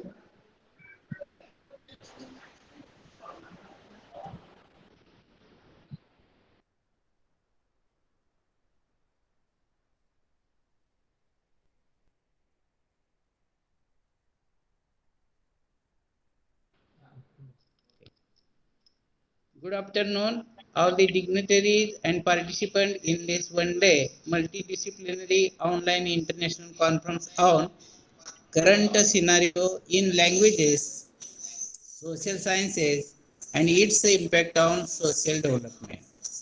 The chief organizer of conference, Dr. D.S. Tikte, Principal Deshbhakta Sambhajirao Garad Mahavidyalaya Mohol, the Chief Secretary Pratap Singh Garad sir, Professor Dr. Banate sir, NAC Coordinator, Professor Dr. S.M. Mulani sir, Head Department of Geography, Professor Saptar sir, Professor Jyotiram More sir, Professor Advitoti sir, Dr. N.G. Shinde sir, all the resource person and participant. The resource person given by Dr. Sambhaji Shinde sir has focused on climate change, environmental degradation, and social development. Poverty in India related to unemployment. COVID-19 effect on human life all over India and world. Human life in pandemic period. Issues of health care problems. Role of social scientists and social development. Create the awareness of health problem. He has nicely touched to all important facts of social science and its impact on social development, which is highly significant to all our researchers and people. Thank you, sir.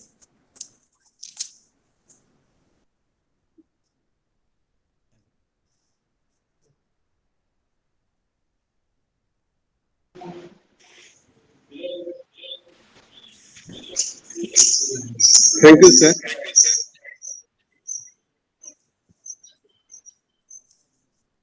Now, I would like to request Dr. Khade sir to present co-lecture.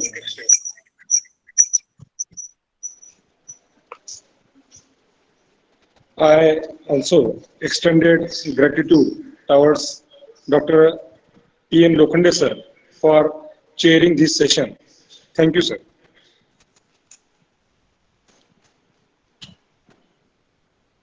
Now, we will move on to the next session. For this session, we have Dr. Jyotiram More sir as the resource person, and the session will be chaired by Dr. Muske sir. I would like to request Dr. D.G. Shinde sir to introduce the guest, the chairperson and the resource person of this session. Dr. Shinde.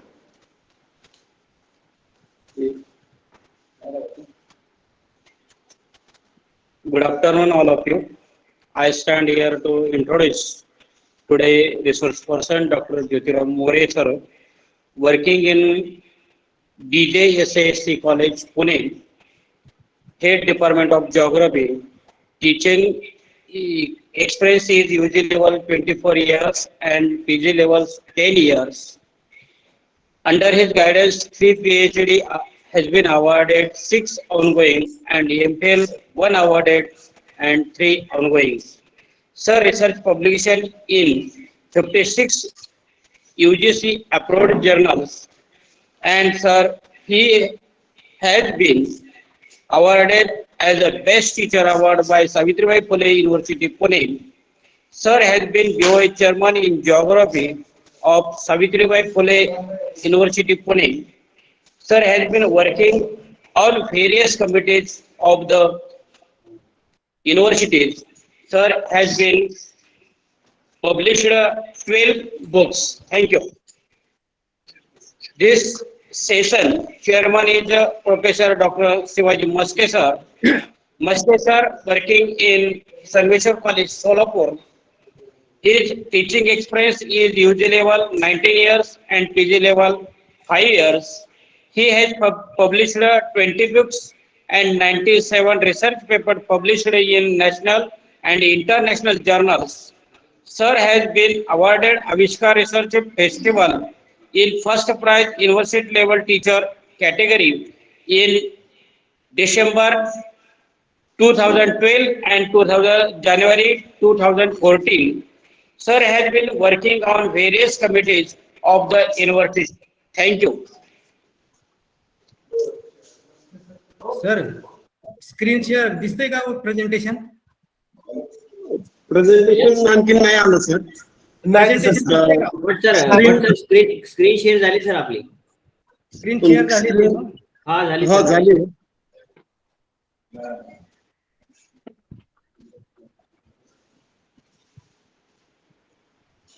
Screen share मध्ये entire window ना, your entire screen मध्ये जायचंय ना माने. Window yes window. Okay, आपण ते PPT click करायचं. हा पीपीटी क्लिक करा. पीपीटी वर पीपीटी मिनिमाइज केलेली ना, मॅक्सिमाइज करा की. पीपीटी ओपन ठेवायचं सर. त्यानंतर गुगल मीट वर जायचं. त्यानंतर शेअर मध्ये विंडोज वर क्लिक करायचं. विंडोज क्लिक केलं की तिथं मग तुम्ही त्या पीपीटी सिलेक्ट करायचं. ओके सर, चालेल. दिसतंय का? सर तुमचा हे व्हिडिओ दिसतोय पण स्क्रीन शेअर होत नाही. स्क्रीन शेअर होय ना? नाही स्क्रीन शेअर झालेली नाही. आता मोरे सरांनी बहुतेक शेअर केलेले काय पण ते स्क्रीन दिसत नाहीये. बघा आता मी अगोदर स्क्रीन ओपन करतो. बरं ठीक आहे सर, चालेल. एकच मिनिट आहे.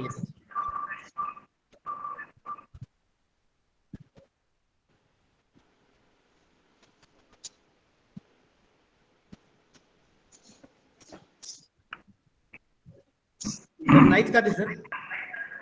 सगळे पर्याय वापरले,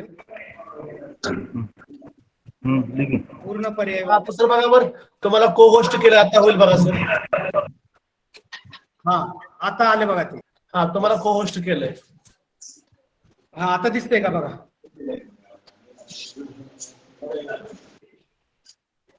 आता दिसायला पाहिजे. काय सर? का बरं? हा सर एक मिनिट. हा दिसायला आलं बरं का आता? हो आला. आलं sir. Thank you very much. Welcome all of you. One day multidisciplinary online international conference on current scenario in languages, social sciences, and its impact on social development. Organized by Deshbhakta Sambhajirao Garad College, Mohol, Department of Geography and IQAC cell in associated with Punyashlok Ahilabai Holkar, Solapur University, Solapur, and organizer of this conference, Principal Dr. D.S.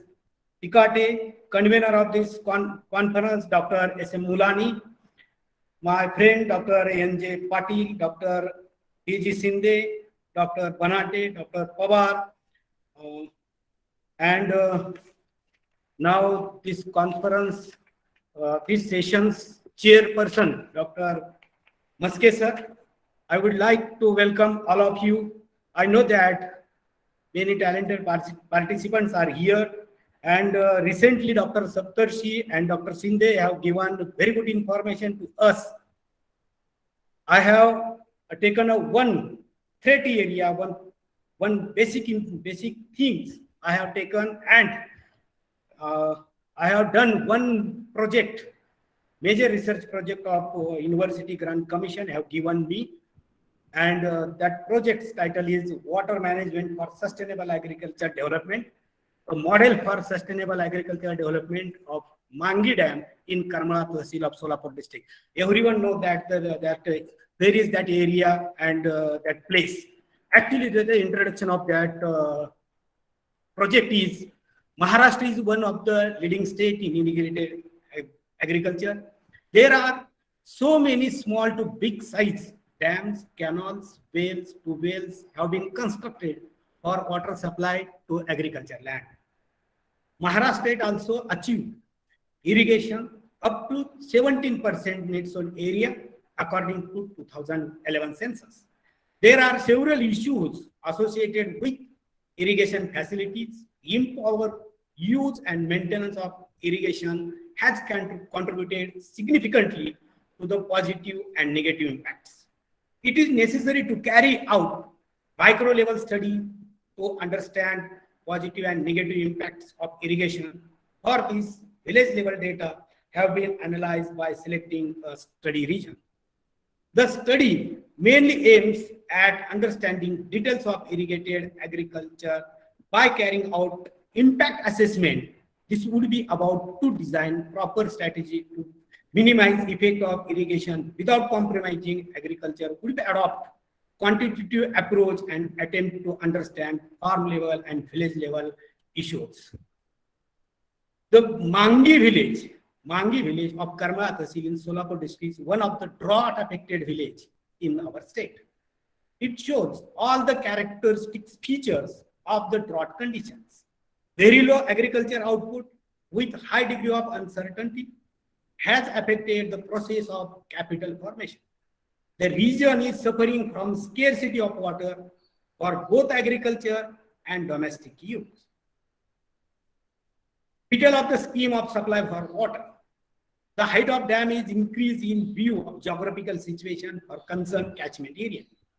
Now in this dam, total storage of water is 20.36 square cubic meter and it's used to 3,100 hectares of land. But now demand of total irrigated land is more than 16,000 hectares.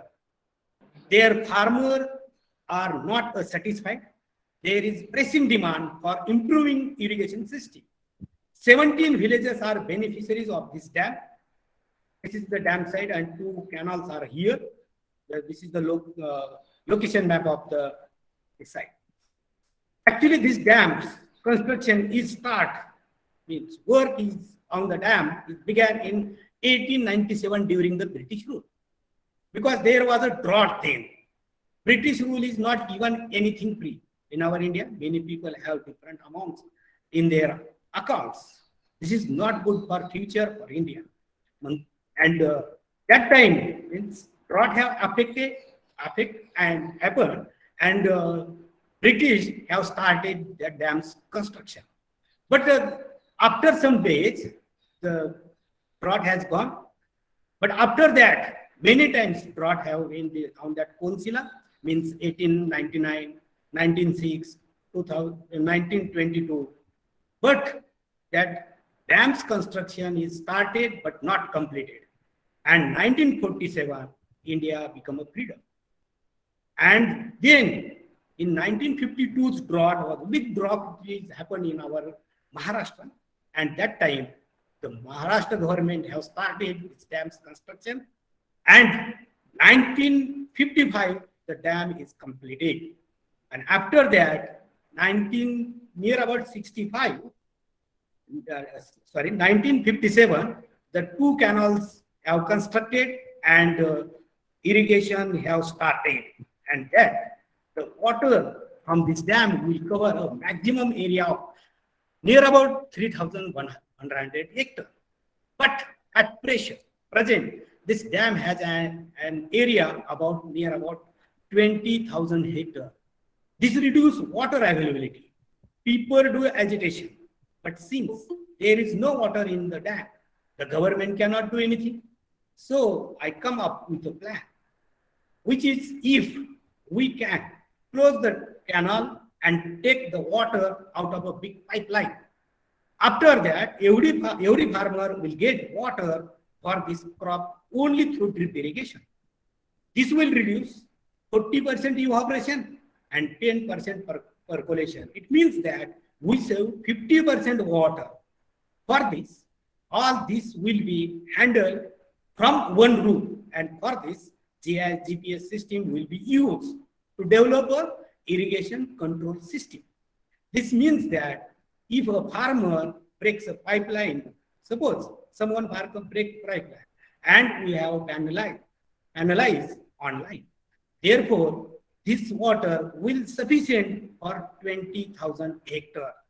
And these types of, I have given some pictures, and these are the objectives. The major objectives of the study have been obtained as below.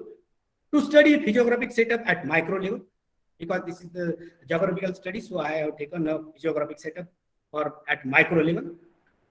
Then to study the market prices of agriculture products. And then to increase economical condition of farmers. And then to apply suitable methods to evolve cost-effective cropping pattern based on available land, soil, and water resources. And lastly, to suggest a strategy for sustainable agriculture development based on optimum use of water each micro region. This is the methodology. The central market system.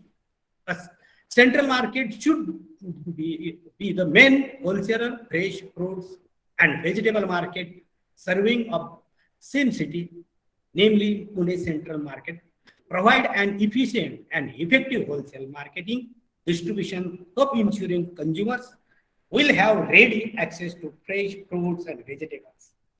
Then the central employment system also develop, the stall system also develop, the stall holders are there, fruits and vegetables purchased on farm points. So we develop transportation system, the fruits and vegetables distribution by low medium, high quality also. To develop irrigation central control system and to develop all types of system. So we are also the cropping pattern study. There are needs to visit and survey the concerned farmers in the surrounding area. The requirement of nutrients, probable pest attacks, and preventive measures, selection of seed, variety, etc., will be understood by conducting brainstorming sessions with the experts in the field. Means many farmers are active work, but that talency we not use, and we have captured them. Then we study markets. The study of price fluctuation of the desired agriculture products in local, regional, national market will be carried out to understand the seasonal trends. With help of proper statistical tool, it can be possible to decide profitable harvesting season for a particular crop. This kind of exercise will be useful to minimize the risk. Definitely, they will. Then we study the participatory approach. The system of sustainable agriculture development can be strengthened by adopting participatory approach. The entire planning process will be kept transparent. The concerned farmer will decide the cropping pattern, market center to which goods are to be sent, whether the established processing unit, etc. The consultant role will be limited to disseminate knowledge about alternative. For these continuous dialogues with the farming communities and with the experts is necessary. Then we study risk analysis. The suggested scheme of agriculture involves risk due to non-availability of water, labor, market, timely credit, technological failure, non-cooperation by some members of the group, etc. We would like to address this issue. The risk analysis will be carried out using related information and proper techniques suitable for the given situation. Then we study to monitoring process. This kind of scheme needs monitoring to avoid failure. It is proposed to establish local community to review the progress and to predict. Excuse me, sir. The Sir, experts sorry. would be, yes, sir. Hello, sir. Sorry, but your PPT is constant. Just only see in a front page. Constant. Just only see in a front page. This is the technical problem. I don't know exactly, but okay, no problem. I will send that PPT to everyone. I will send to PPT to Dr. Santosh Mani. Okay. This is the technical issue I want. I don't know exactly, but screen share given by the organizer, and I am opening that time only. Means there is only front page is there. Are you see only front page? Yes, Yes, sir. sir. Welcome page. Yes, yes. Just Okay, only no see in a problem. welcome page. Oh, okay. Then usually management tools like review, assess, goal setting, action may be applied for achieving continuous progress. Then details of the scheme of supply of water. The height of dam is increased and view of geographical situation or concern catchment area. Now in this dam, total storage of water is 20.36 square cubic meter and it's used. Online कसं व्हायला? ते गेल्या वेळेस दाखवत ते जुन्या बिलावर केलं तर जुनच बिल दाखव. Yeah. Okay. And demand of near about 20,000 hectares. Their farmers are not satisfied. There is a pressing demand, improving irrigation system. These 17 villages are dependent on that dam, and net zone area is near about 20,000 hectares. Comparing study between canal irrigation system and pipeline with drip irrigation system. I have developed a pipeline with drip irrigation system. In this slide shows that the canal irrigation system and pipeline with drip irrigation system comparative chart as here is 30% evaluation, 40% evaluation because of open water and 0% evaluation because of closed water. Means pipeline with drip irrigation. 10% percolation of canal irrigation and pipeline with drip irrigation is 0% percolation. Lots of soil erosion in canal irrigation, but no soil erosion in pipeline with drip irrigation. Mane sir, please. Lost of farmers' time in canal irrigation because of many type dressing and save the farmers' time in pipeline with drip. माने sir काय म्हणताय तुम्ही? काय नाही, sorry.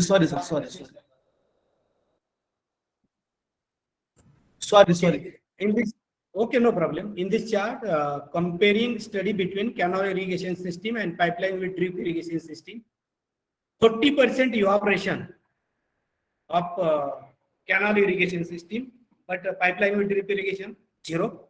10% percolation of water in canal irrigation, but 0% percolation in pipeline with drip irrigation. Lots of soil erosion in canal irrigation, but no soil erosion in pipeline with drip irrigation. Loss of farmers' times in canal irrigation, but save the farmers' time with pipeline and drip irrigation. Again and again expenditure for canal irrigation, but one-time investment for pipeline with drip irrigation. Some lands occupied by banks, here is not need because of pipeline in underground of the earth. Protection is less by traditional method, means canal is a traditional method, and protection is processed by modern method or irrigation, pipeline with drip irrigation. It is costly for pesticides and fertilizers or canal irrigation. Some pesticides and fertilizers can give to distribute by centralized system through drip irrigation. 24-hour no water in canal, but 24 water should be available in drip irrigation system. Canal irrigation system is no good quality, good cultivation, but cultivation is good and highly with pipeline and drip irrigation. Lot of water wastage in canal irrigation, but no water wastage in pipeline with drip irrigation. So these types of many solutions with us, means for in our country, means groundwater is the major source of water in our country. With 85% of the population is dependent, but groundwater table declined every year 33 centimeter. Soil erosion is the major problem in our India, but we have not taken that sufficient time, and these are also challenges for drinking water. And our Western Maharashtra, Marathwada, and Vidarbha have these types of situation everywhere. And in this means after March, April, and May, June, and then these are the challenges. Means pollution is major challenges in front of us. Or exploitation, we are reaching lot of things are made. So these are the over exploitation problems are increased. Groundwater depletion is this is the because of many borewells we have taken, but now many laws are there. Only 20 feet bores is permission, but everyone's bore is more than 500 feet, 600 feet, 700 feet. Health issues are increased day by day. Land degradation also. Then groundwater and surface water, polluted water. Agriculture are also spoiled. These are challenges. So global warming and climate change, this is the main challenge in front of us. 2030, India will become a water stressed nation. 10 million due to access arsenic in groundwater. Out of these, 6.3 lakh rulers have only 44% have water supply facilities, and half of all Indian children are undernourished, and half of all adult women suffer from anemia. These types of meaning. So progress is must, environment is the first. So these are the solutions also. National river linking project, but this is very costly, so we can't start. And this is the solution is also given. Vasant Takalkar was the founder. CCT. CCT means continuous control trenches, and Takalkar was the forest officer, and then he have first time he has given this formula to our society, and this is very important for us for the CCT. Then after 2 months means CCT have developed here, and after 2 months means in rainy season the water can't go there. These are the many benefits of CCT. I can't explain here also. Then these are the methodology for CCT.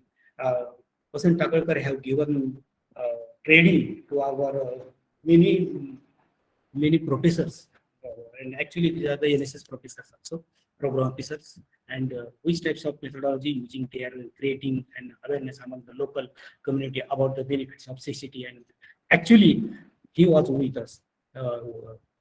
Then after that my project is completed, and that time Sakal have given my interview, and that interview is published on that too. Okay, thank you very much. I don't know exactly whether PPT have show or no. If you have any doubt, please ask me any questions.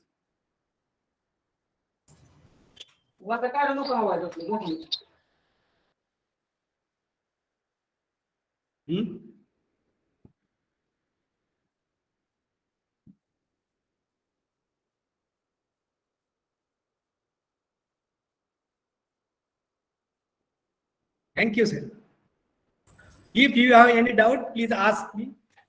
And Dr. Saptarshi is here, and he is with me that time of we have done that project, and he has given 3 lakh rupees. Yes, am I right, sir? And that amount we have done. Thank you, sir. Am I audible? Yes, sir. Yes. Yes, sir. Okay. Thank you, sir. Now I would like to request Dr. D.G. Shinde, sir, to present vote of thanks. Sir, sorry. Now I would like to invite Dr. Maske, sir, to present his view. Dr. Maske, sir. Thank you, sir. Am I audible, sir? Yes, sir. Yes. Yes, sir. A very good afternoon to one and all. Today, the online one-day multidisciplinary international conference on current scenario in language, social science, and its impact on social development, organized by Deshbhakta Sambhajirao Garad, Mahavidyalaya Mohol, Department of Geography and IQAC, in association with Punya Shlok Ahilyadevi Holkar, Solapur University, Solapur. Today here, present Principal Dr. Tikte sir, keynote speaker Praveen Saptarshi sir, resource person S.D. Shinde sir, Dr. T.N. Lokhande sir, Professor Mulani sir, Dr. Patil sir, S. Shinde sir, Dr. Aditoti sir, and all delegates. Firstly, I thank to the organizer give me to this opportunity. Just the second session, resource person Dr. Jyotiram More sir, valuable and excellent speech on water management for sustainable for agriculture development. This lecture is really essential and recently and local needs of the issues of water management for sustainable for agriculture development. Thank you, sir. As well as water is the most crucial resource for development. The effect of this resource can be felt not only in agriculture, but in areas such as industrial and economic development, and most critically on the environment. India's burgeoning population is facing a water crisis by unregulated and unplanned exploration and use and discharge policy. Water as a resource in agriculture is also reaching a tipping point with the constant challenge to feed and hydrate the ever increasing population. Climate change consequences related to water resource include increases in temperature, shift in precipitation pattern and snow cover, and a likely increase in the frequency of flooding and droughts, thus affecting agriculture. One estimate is that agriculture production needs to be scaled up to double by 2015, with as much as 80% of fresh water being consumed for agriculture. We must ensure that water resources are efficiently used to achieve social, environmental, and economic benefits. With the agriculture community facing the challenges in increased food production sustainability, a sustained availability of crucial resources such as water is important. With irrigation needs increasing in the times to come, fresh water as a resource will be under pressure and may be diverted to industrial and domestic use. With almost 30 to 40% of water used in irrigation going unsured, a concerted effort is required in policy water allocation and management. The government must gear up on this crucial matter, and a synthetic efforts is required on all fronts. After all, we do not want any policy or ground level inaction to be the genesis of water wars in the future. It is our responsibility to protect and develop the sustainable agriculture for the water management. Thanks one and all for giving me such a beautiful opportunity to express my thoughts and feelings. Thank you, sir.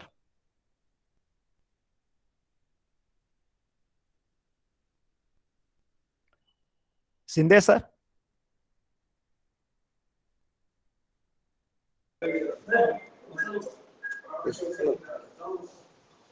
Okay, sir. Thank you, Dr. Jyotiram More, sir. It was a great experience to listen to your knowledgeable words. Sir, you have given us a new perspective of water management for sustainable agriculture development. Finally, once again, I thank you. I also extended gratitude towards Dr. Shivaji Maskeshwar for chairing this session. Thank you. Thank you, sir. Thank you, Shinde sir. Now, we will move on to the third plenary session. For this session, we have Dr. Aditya sir as resource person, and the session will be chaired by Dr. Shinde sir. Now, I would like to request Dr. Khade sir to give introduction of today's resource person as well as chairperson. Dr. Khade.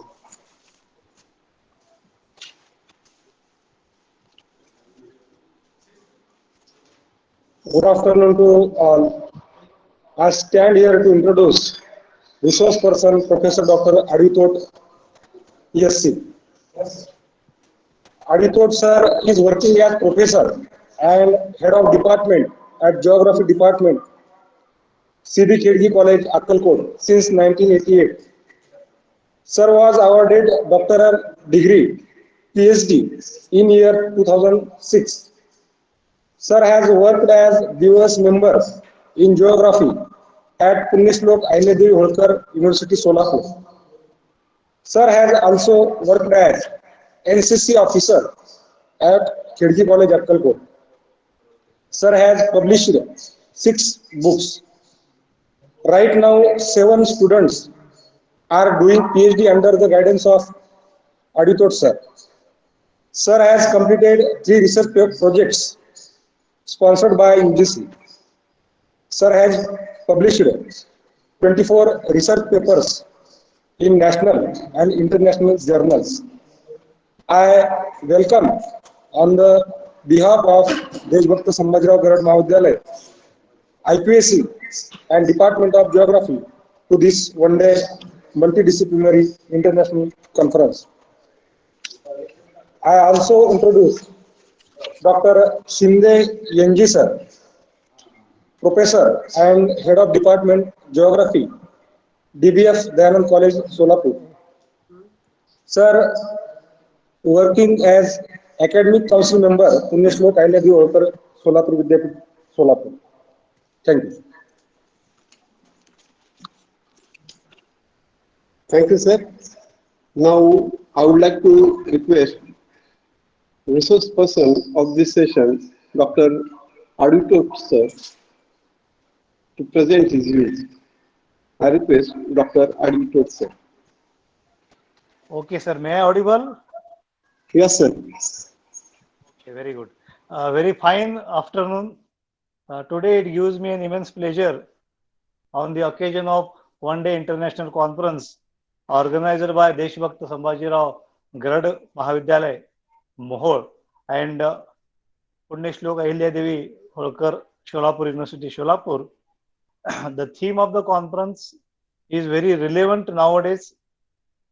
So before that, I congratulate the Education Society of Mohol, Secretary Honorable Shailesh Ji Garad sir, Principal Dr. D.S. Tikte sir, Head of the Department Professor S.M. Mulani sir, his colleagues Professor N.J. Patil, Dr. Shinde sir, IQC Coordinator Dr. V.R. Pawar sir, NAC Coordinator Dr. A.B. Banate sir, and all my dear and near one, and those who are attending this one-day international conference. So once again, I would like to wholeheartedly thankful to the Education Society of Deshbhakta Sambhajirao Garad College and principal and his colleagues. So let us start with the today's presentation. As I told earlier, this current scenario is nothing but what is existing today and what is its base. So there are some points of discussion I would like to share with you. So this first title itself describe current scenario in languages. So being a social scientist, I am mainly concentrating the current scenario in social science and its impact on social development. So I request Santosh Maniji, please share my presentation.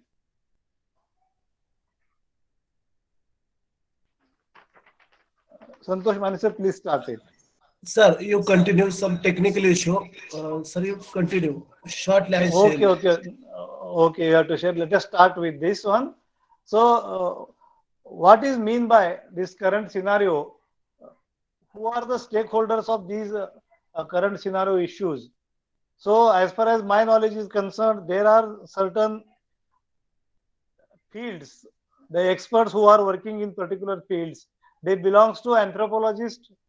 Anthropologist is nothing but the human service sector, which people are working in the field of anthropology. They are directly involving in the betterment of the human services.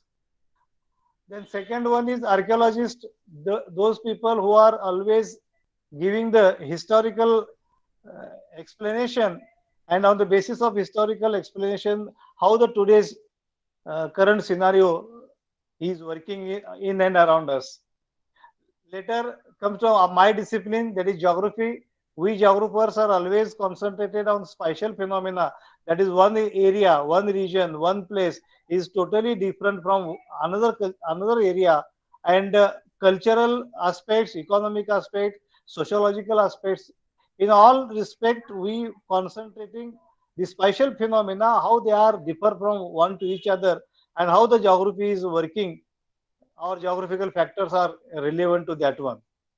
Then after geography, historians are interested, and their role in current scenario is also important. Economics people, they are always looking for the profit of the people, ultimately profit for the nation, and this profitness goes to the development of the society, the betterment of the population. Then coming to the political scientists, in the morning session, Professor Sattar sir explained the example of this current scenario. The example, it is the one of the movie right now is in discussion, that is Kashmir Files. Apart from sociologists are there and psychologists are. These are the fields which we must concentrate. What is their base of the discussion, and how these expertise from these fields are considering the various activities in current scenario. That is very important. Let us start with the languages. Language is closely linked with our social relationships. And in Maharashtra, you can take example, or in our entire country, we say that languages are different from region to region. In Maharashtra also, Marathwada region tone is different, Vidarbha tone is different, Konkan people, they speak Marathi, but their tone is different. And ultimately, the culture is also reflect in their languages. So, This cultural relationship, social relationship, language is one of the best medium. And the people who participate in this, they use their identity, gender equity, class-based structure, status of the society, and hierarchies in the society. One can go in depth of the language, whatever the language people are writing their script, considering these things, they highlight the various things. Coming to our discipline, that is social issues. So therefore, these social issues are very important nowadays. In what sense we are discussing these issues? That is poverty and homelessness. It is a global issues. That is in the Millennium Development Program, the UN has decided removal of poverty is one of the main objectives, and the homelessness of the population. So in 2011 census, this data is highlighted, and this is now marked as a global problem, and therefore it ranks in the first one.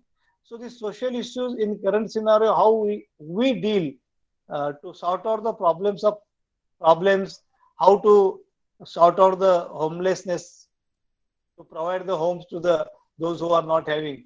In later slide, we are going to highlight that one. Once again, the second point is political issues. Just now is the Kashmir file movie. Along with this, in Karnataka state, that hijab issue is also in burning one. Climate change indirectly affects the social issues. It creates the various subject, various issues to our society. Whatever things we are nowadays we are observing, suddenly the right now in the last 2 days we are experiencing the heat waves, and this heat waves is directly impact on the society. In our context, when we are talking about Indian culture, we say that we 65% of population belongs to the agriculture sector, and right now the people of agriculture population is affecting these climatic changes. Fourth point is overpopulation is one of the social issues in our country. We know the effect of the social issue, how they are creating.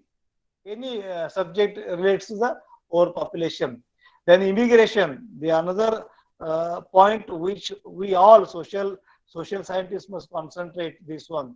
And immigration, last 2 years we were experienced the COVID pandemic, how the havoc is created due to the immigration problem, how the population suffers from this one.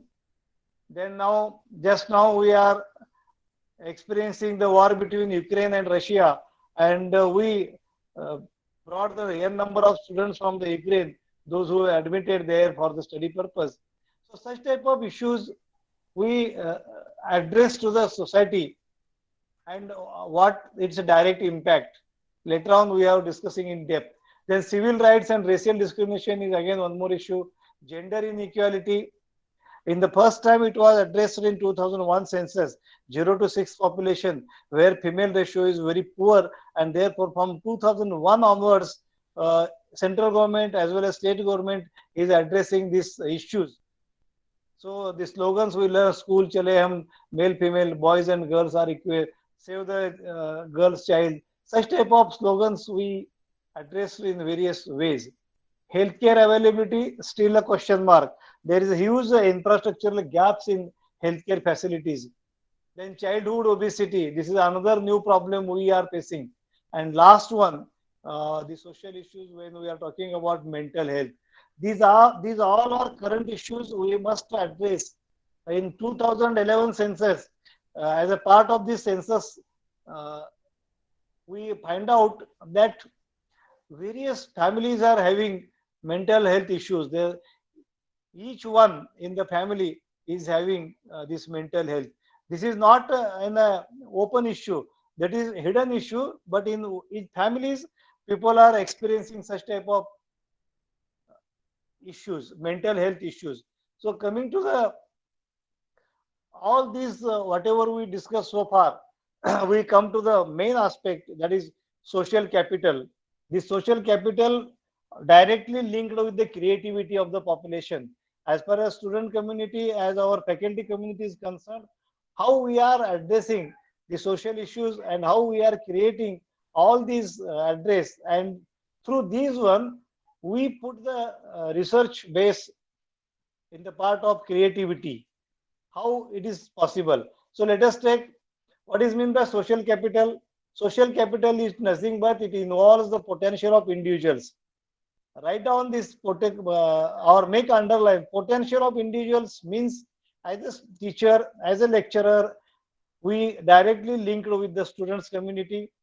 We the person, we identify the potentials of the students, potential of in ourselves, how we are having an enormous potential in us, and to secure benefits and invent solutions to problems through membership in social networks. Let us take the example of this homelessness. The number of population still not having uh, home to them, their name. How this issue is addressed by a geographer, by a social scientist, by economist. Let us take the example of Prime Minister Awas Yojana. Is there really the population who are not having this home, they are getting benefit of this PM Awas Yojana? It is our main issue.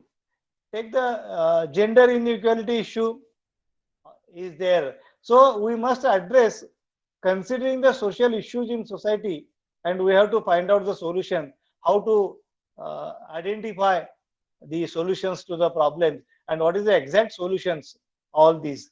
So therefore, this social capital, it involves the potential of individuals to secure benefits and invent solutions to problems through membership in social network.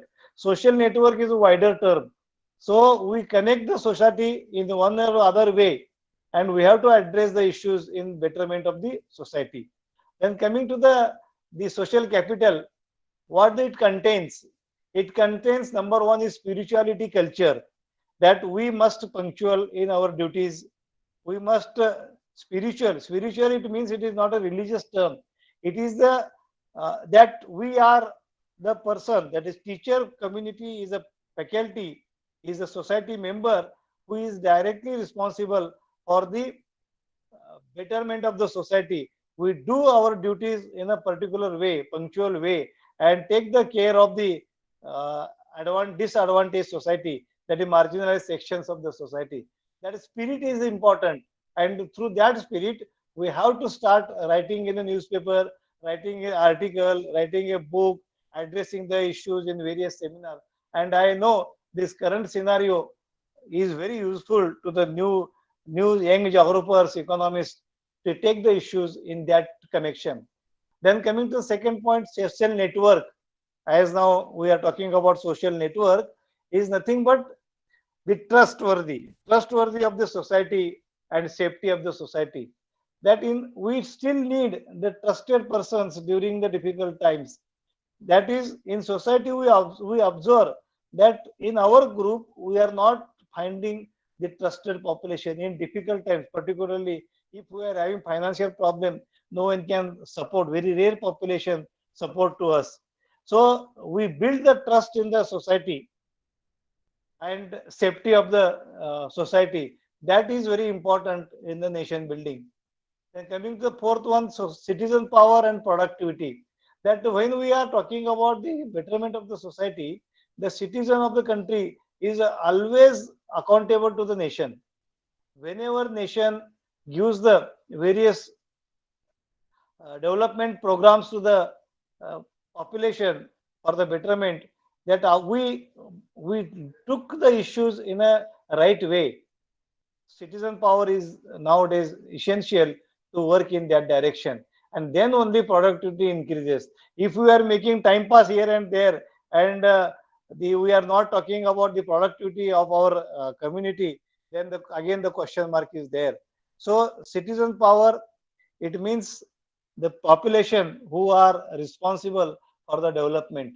There is various issues. Let us take the gram panchayat issue. There are various development. Let us take the example of road development or sanitation issues or filtered water issues. Then the citizen is responsible for that. They must ask the authority. They must ask the members of the panchayat They were elected by the population, and these people are responsible for that one, and they must ask the what is going on. And therefore, we know throughout the year there are 4 gram sabhas in each villages, and through these gram sabhas, the audit is presented, the development plans are put in front of these gram sabhas, and therefore we must show the citizen power. And here the role of faculty, role of the teacher comes, that we must write about all these issues. And therefore the fifth point is values of life and sense of belongings. We in ourselves we must talk about what is my moral values, how I am reacting to the social issues, and what is my belongings, in what way I am accountable to that one. So such way we must address the issues. So values of life and sense of belonging is all about the social capital, part of social capital. So therefore uh, in this issue I must request all the faculties, the theme of the conference is rightly addressed and a right time, that social capital is very important. Next please. The social capital is two images, if you are observing, that shows how the development is moving in our country. Earlier we are having the chulas in our house. घरी आपल्याकडे पाहिल्यानंतर घरी घरगुती चूल होतं, आणि ते gas जे आहे, चूलचं जे धूर आहे, that gas which is emitted in the what we can call the indoor air pollution. This is a serious issue and addressed by the n number of scholars, and then only issues were taken by the PM, and then only Ujjwala gas scheme is introduced.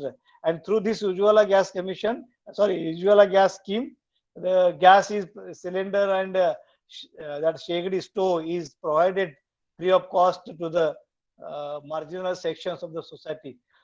It is not suddenly appeared in the media.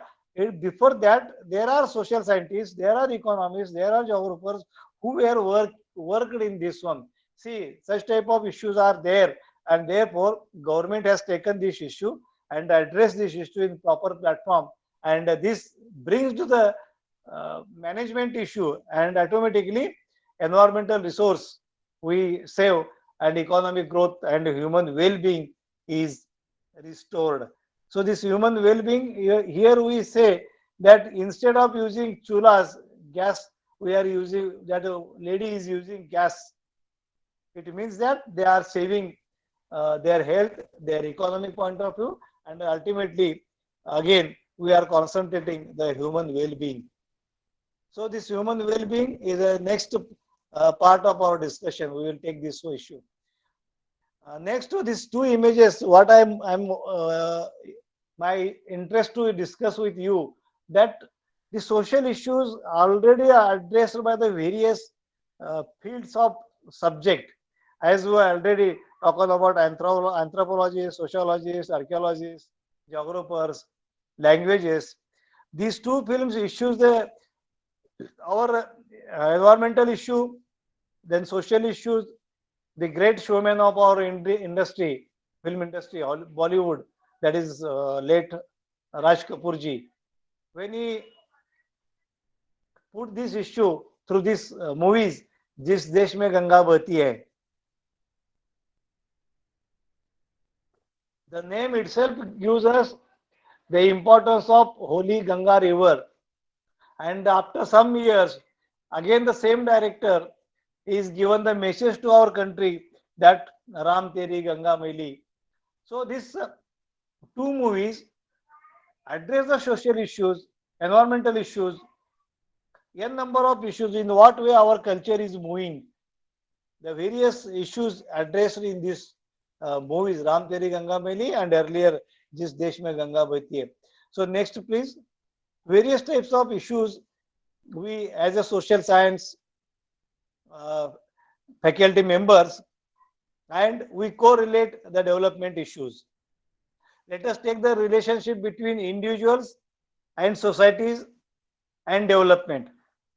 In what way we are going to interact with the society. As an individual, suppose I am interested to speak on the issues of rural transformation. Rural transformation, in what way rural transformation is moving. So various issues are there, but considering for single one, that is, we can take the schemes of the central government. There are a number of schemes introduced by the central government. As an individual, I feel that these issues, Sukanya Yojana, you can take the example of Sukanya Yojana scheme. What schemes address? It address the betterment of the society, and indirectly, the society, when it is getting benefit of these issues, and development starts. The Ujjwala gas scheme is nothing but addressing the individual issue and converting this individual issue to society, and there is a betterment of the society. If the health issues are reduced, automatically savings created, and the savings goes to the development of the family, and development of the family is nothing but development of the society and development of the nation. Then what is the role of social scientist? Second point, role of science. It helps to understand, we the people, our role is to understand through the qualitative research how we are interacting with the social world and how to influence the policy and develop networks. This is a very important point. That is, interaction is very important.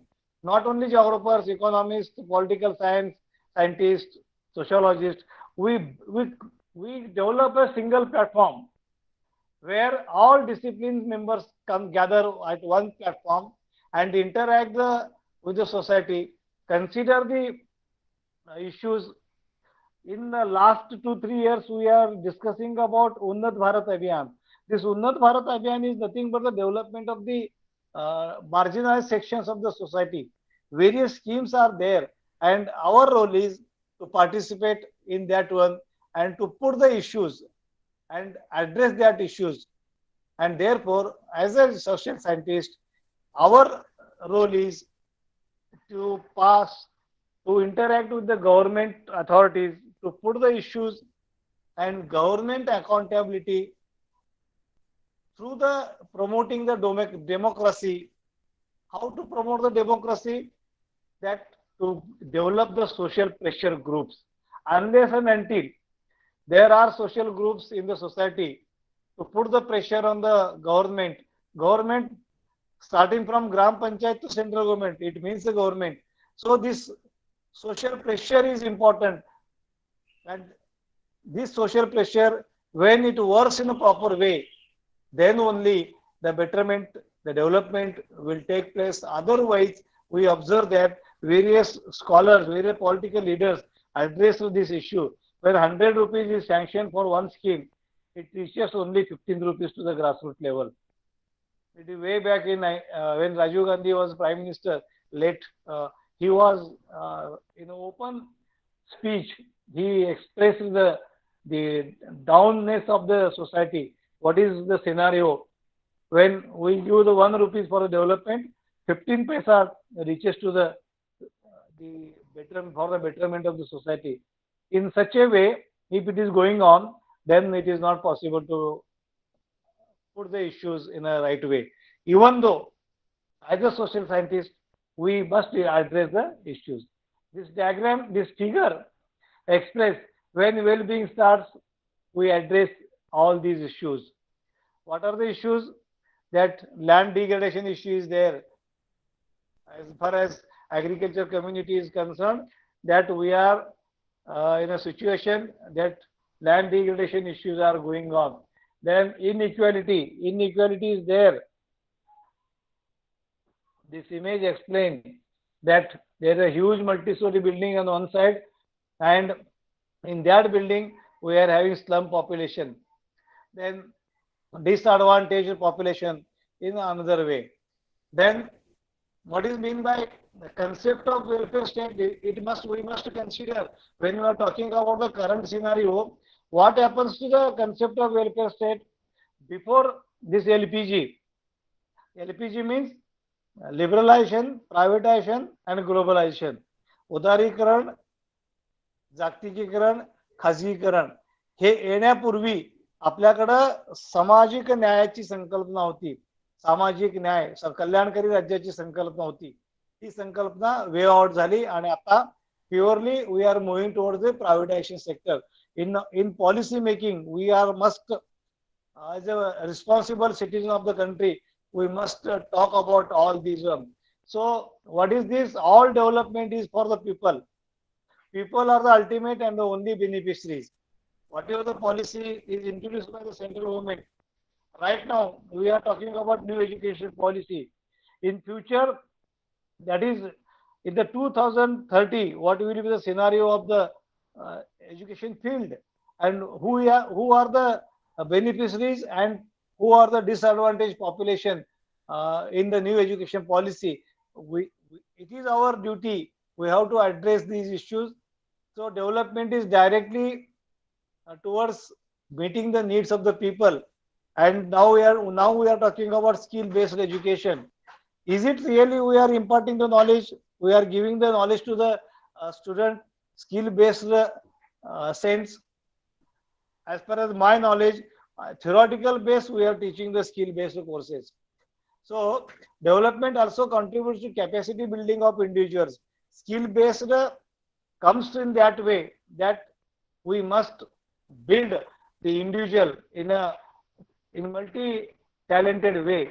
And also when individual builds, the society builds, family builds, society brings in such a way. And they are asked the authority, what is the scheme, what is the functioning of this scheme, how the society is benefiting from these schemes. Take the example of PM Awas Yojana, rural road construction schemes. We must accountable also, we must ask the authority. Suppose there is 1 crore road is building in the rural areas, drainage system is building, then these toilet schemes are introduced. In the real way, they are functioning. So therefore, social groups are essential and social pressure is essential. Next, please. This the population, resource, and environment. This diagram is for those who are interested in the research work. They must concentrate. Environment that affects on resources. Resources is used by this effect on technology. Then technology moves to the what we can waste. Again, it affects environment. All these four sections affects on us, that is human society, and again it moves to technology way. So this is one of the field where we can concentrate how the technology is nowadays working, and in coming 5 years, this technology gives us a drastic change in our field also. Machine learning, Internet of Things, robots, then what we can say that is machine learning and Internet of Things, then artificial intelligence. We, being a social scientist, we must concentrate towards this also. What is mean by artificial intelligence? How we can utilize in our field, or what are its merits and demerits in coming years? All these issues must be addressed by us. And Internet of Things, machine learning on one side, and huge population in on the other side. What are the positive impacts? What are the negative impacts of all these things? So coming to the next issue, next slide, please. Significant achievements have been made. From the 75 years of our independence, we made significant achievements.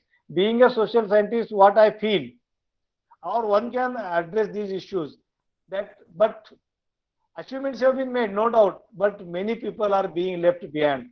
Still, we are addressing poverty population. There is a n number of population under poverty, below poverty line. Gender inequality still there. So there is a huge gap exists between poorest and richest. And nowadays privatization policy, if we are not addressed properly, then there is issue of rich and poor. Huge gap is there. Rich and poor gap. And along with this, rural and urban issues are there. Climatic issues still we are experiencing nowadays. So therefore, there is a conflict. That is, this conflicts between rich and poor, urban and rural. and it indirectly and directly affects on human development. So millions of populations still live in poverty, hunger. So without these, that is addressing without these issues, basic services they are not having still, and without addressing all these, it is not possible to develop our nation in a proper way. So next please. So therefore, the success of the Millennium Development Goal agenda is there, and they are prepare a global action plan. We must concentrate to that one. So this Millennium Development Goal speaks about, argues about global action, that is opportunity to there, and new agenda is there, that truly universal and transformative. The words are very important. That is, this agenda is truly universal. That is, a global issues are there, and not only addressing, they are making efforts how it is transformative. So, in sustainable way in coming years. The next one, next sir. Next, please. The time is running out. Next one, sir. Directly, the UN agenda is there. 230 agenda is there. So there are 17 goals and 169, what we can call 169 targets. Just now we discussed about hunger, poverty, quality education, gender inequality, clean water and sanitation. So the 17 goals we must address: affordable clean energy, decent work and economic growth. This decent work and economic growth is also related with us, industry, innovation and infrastructure, reduced inequality, sustainable cities and communities, responsible consumption and production. These are 17 goals. Next, please, sir. Next. These are 17 goals and 169 targets directly putting the issues in front of us. So partnership issues are there. So this partnership is essential for peace, justice, and strong institution build is essential. So take the next slide, sir. Next issue, next slide, please. The report, up to report. Go to the next. Again, next one. One more slide. Within 5 minutes, I will finish my presentation. Okay. Next one, sir. Next one. Yes, sir. There is a report by Department of Human Development Office, UNDP. Mr. Tangewal Palnivel. When countries have great share of people who can work, save and pay taxes, they have the potential to transform their economies and power investment in healthcare, education, and other buildings blocks of future prosperity. So this quote is very important as far as academician is concerned. And with this quote, we can move to the next slide. 2030 Sustainable Development Goals. Next one, sir, please. So the main focus is people, planet, that is Earth, prosperity, peace, and partnership. These 5 P's are very important for the Millennium Development Goal and our Sustainable Development Goal. These are interlinked and they are integrated approaches there, and therefore we as a faculty member, we social scientist people must concentrate these issues and address these issues. So last, coming to the very fast, quickly we can finish up. Next slide, sir. Income and wealth, these current issues are there. One can concentrate. The time is very short. Work and job quality, housing issues are there, wealth issues are there, knowledge and skills are there, environment quality. These are current well-being issues, key dimension. Then next one, sir, subjective well-being of the population. Safety is important. Work-life balance, social network, social engagements are there. We all must concentrate. Then next one is resources for future well-being. Natural capital, that is ecosystem, is important. We must address frequently. We must talk about this. Human capital, skill, knowledge, experiences. Economic capital, income, savings, intellectual property. Social capital, relationship among people in the society. Next, so skip of this all things. There are drivers of globalization, economic drivers, technological, demographic, social, and political. And what are the challenges? Next, sir. Next. Various challenges are there: substandard housing, crowding, insufficient, insufficient contaminated drinking water, inadequate sanitation. Local and national governments and multilateral organizations are all grappling with the challenges of current scenario. So, last one, sir. Next one, sir. Last slide, sir. This benefit of economic growth is then only possible. The drivers of globalization, as I explained now, economics, technological, demographic, social, political issues. Last one, sir. Challenges are there. Urban health issues are there. Crowding are there. Insufficient water facility, local and national governments and multilateral organizations are grappling. All are having problems with and these are the challenges. We must concentrate. We must address these challenges. Last one, sir. Last, sir. So I am very much thankful to the organizer, my good friend, Principal Dr. Tikte sir, head of the department and colleagues and all delegates who are taken patiently me. So as far as my description, my presentation is concerned, if any discussion is there, I am ready to discuss with this. So thank you one and all. Thank you, sir. I request all the participants, if they have any query, the session is open for the discussion. If any participant has any query, can ask his queries to Dr. Aditos sir.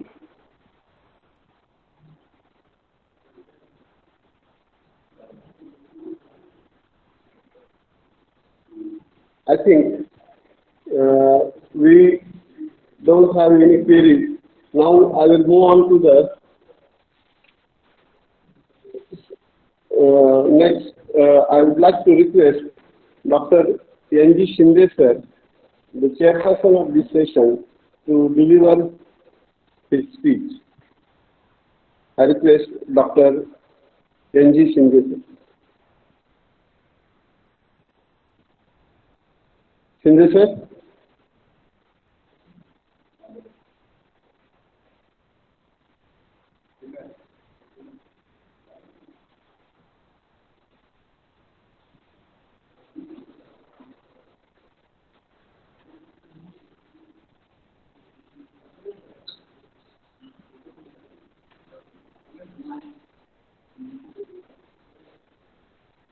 I request again Dr. Shinde sir, chairperson of this session, to present his views.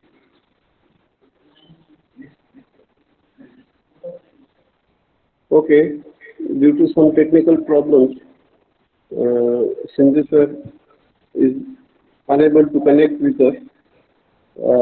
Due to time constraint also, we have to move forward. Now I would like to request Dr. Khade sir to present his word of prayer.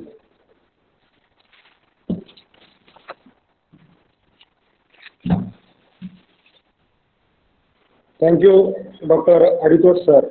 It was a great experience to listen to your knowledgeable words. I also extended gratitude towards Dr. Shinde NG sir for chairing this session. Thank you.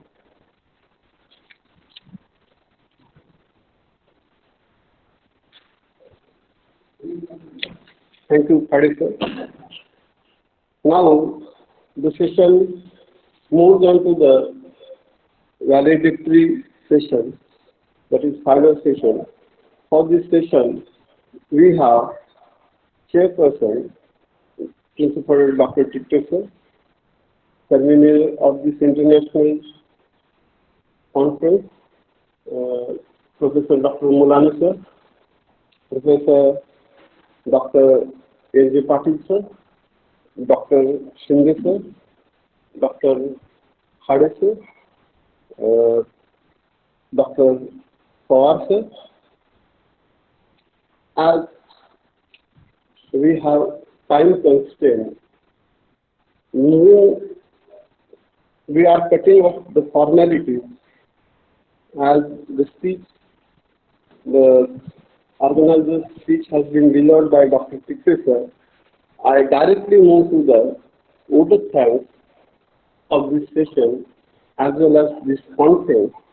I would like to request Professor Dr. N. J. Patil sir, co-convener of this international conference, Department of Geography, Deshbhakta, Sambhajirao, Garad, Mahavidyalaya, to present his vote of thanks. I request Dr. N. J. Patil.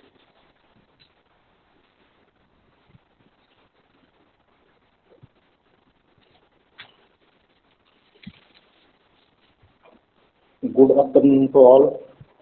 I stand here to express gratitude on behalf of the Department of Geography and I get Deshbhakta Sambhajirao Garad Mahavidyalaya Mohol.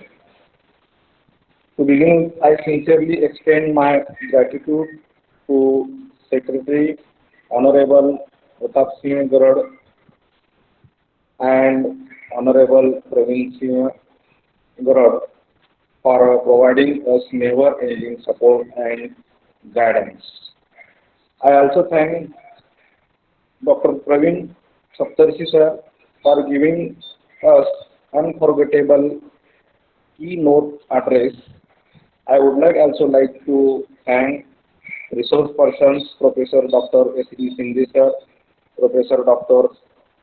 Jyotiram More sir, Professor Dr. S.C. Advitar sir, and I also thank Chairperson Professor Dr. T.N. Lokhande sir, Professor Dr. Maske sir, Professor Dr. Sindhi N.G. sir. I am also thankful to our principal Dr. Tikse D.S. sir for supporting this international conference. I also thank IQAC coordinator Dr. C.R. Pawar sir, NAC coordinator Dr. Banati A.B. sir, and all the teaching staff and non-teaching staff. Finally, I sincerely thank all the participants for making this international conference successful. And hereby, I declare that this international conference is successfully concluded. We will end this international conference with our national anthem. I request all the participants to stand up for the national anthem. Professor Mane sir, please.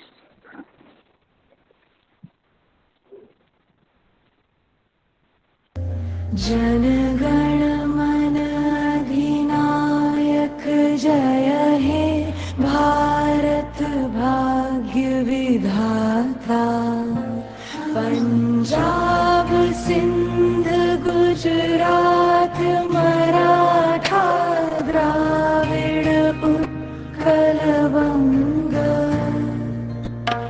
Vindhya Himachal Yamuna Ganga उच्छल जलधि तरंग तब शुभ नामे जागे तब शुभ आशीष मांगे गाहे तब जय गाथा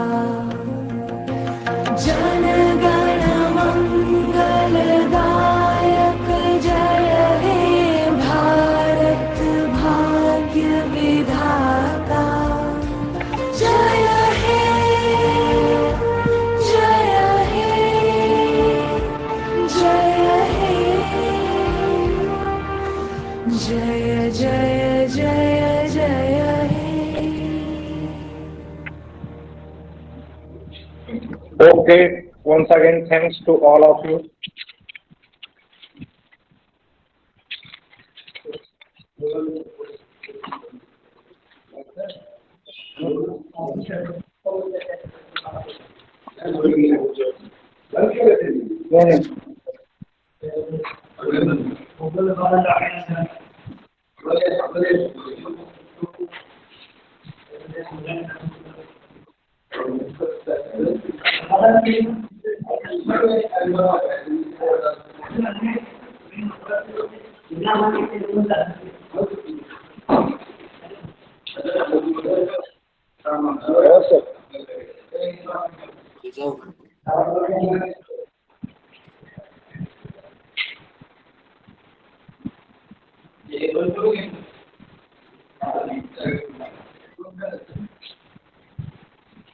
कितने बंद करेगा और ओपन झाले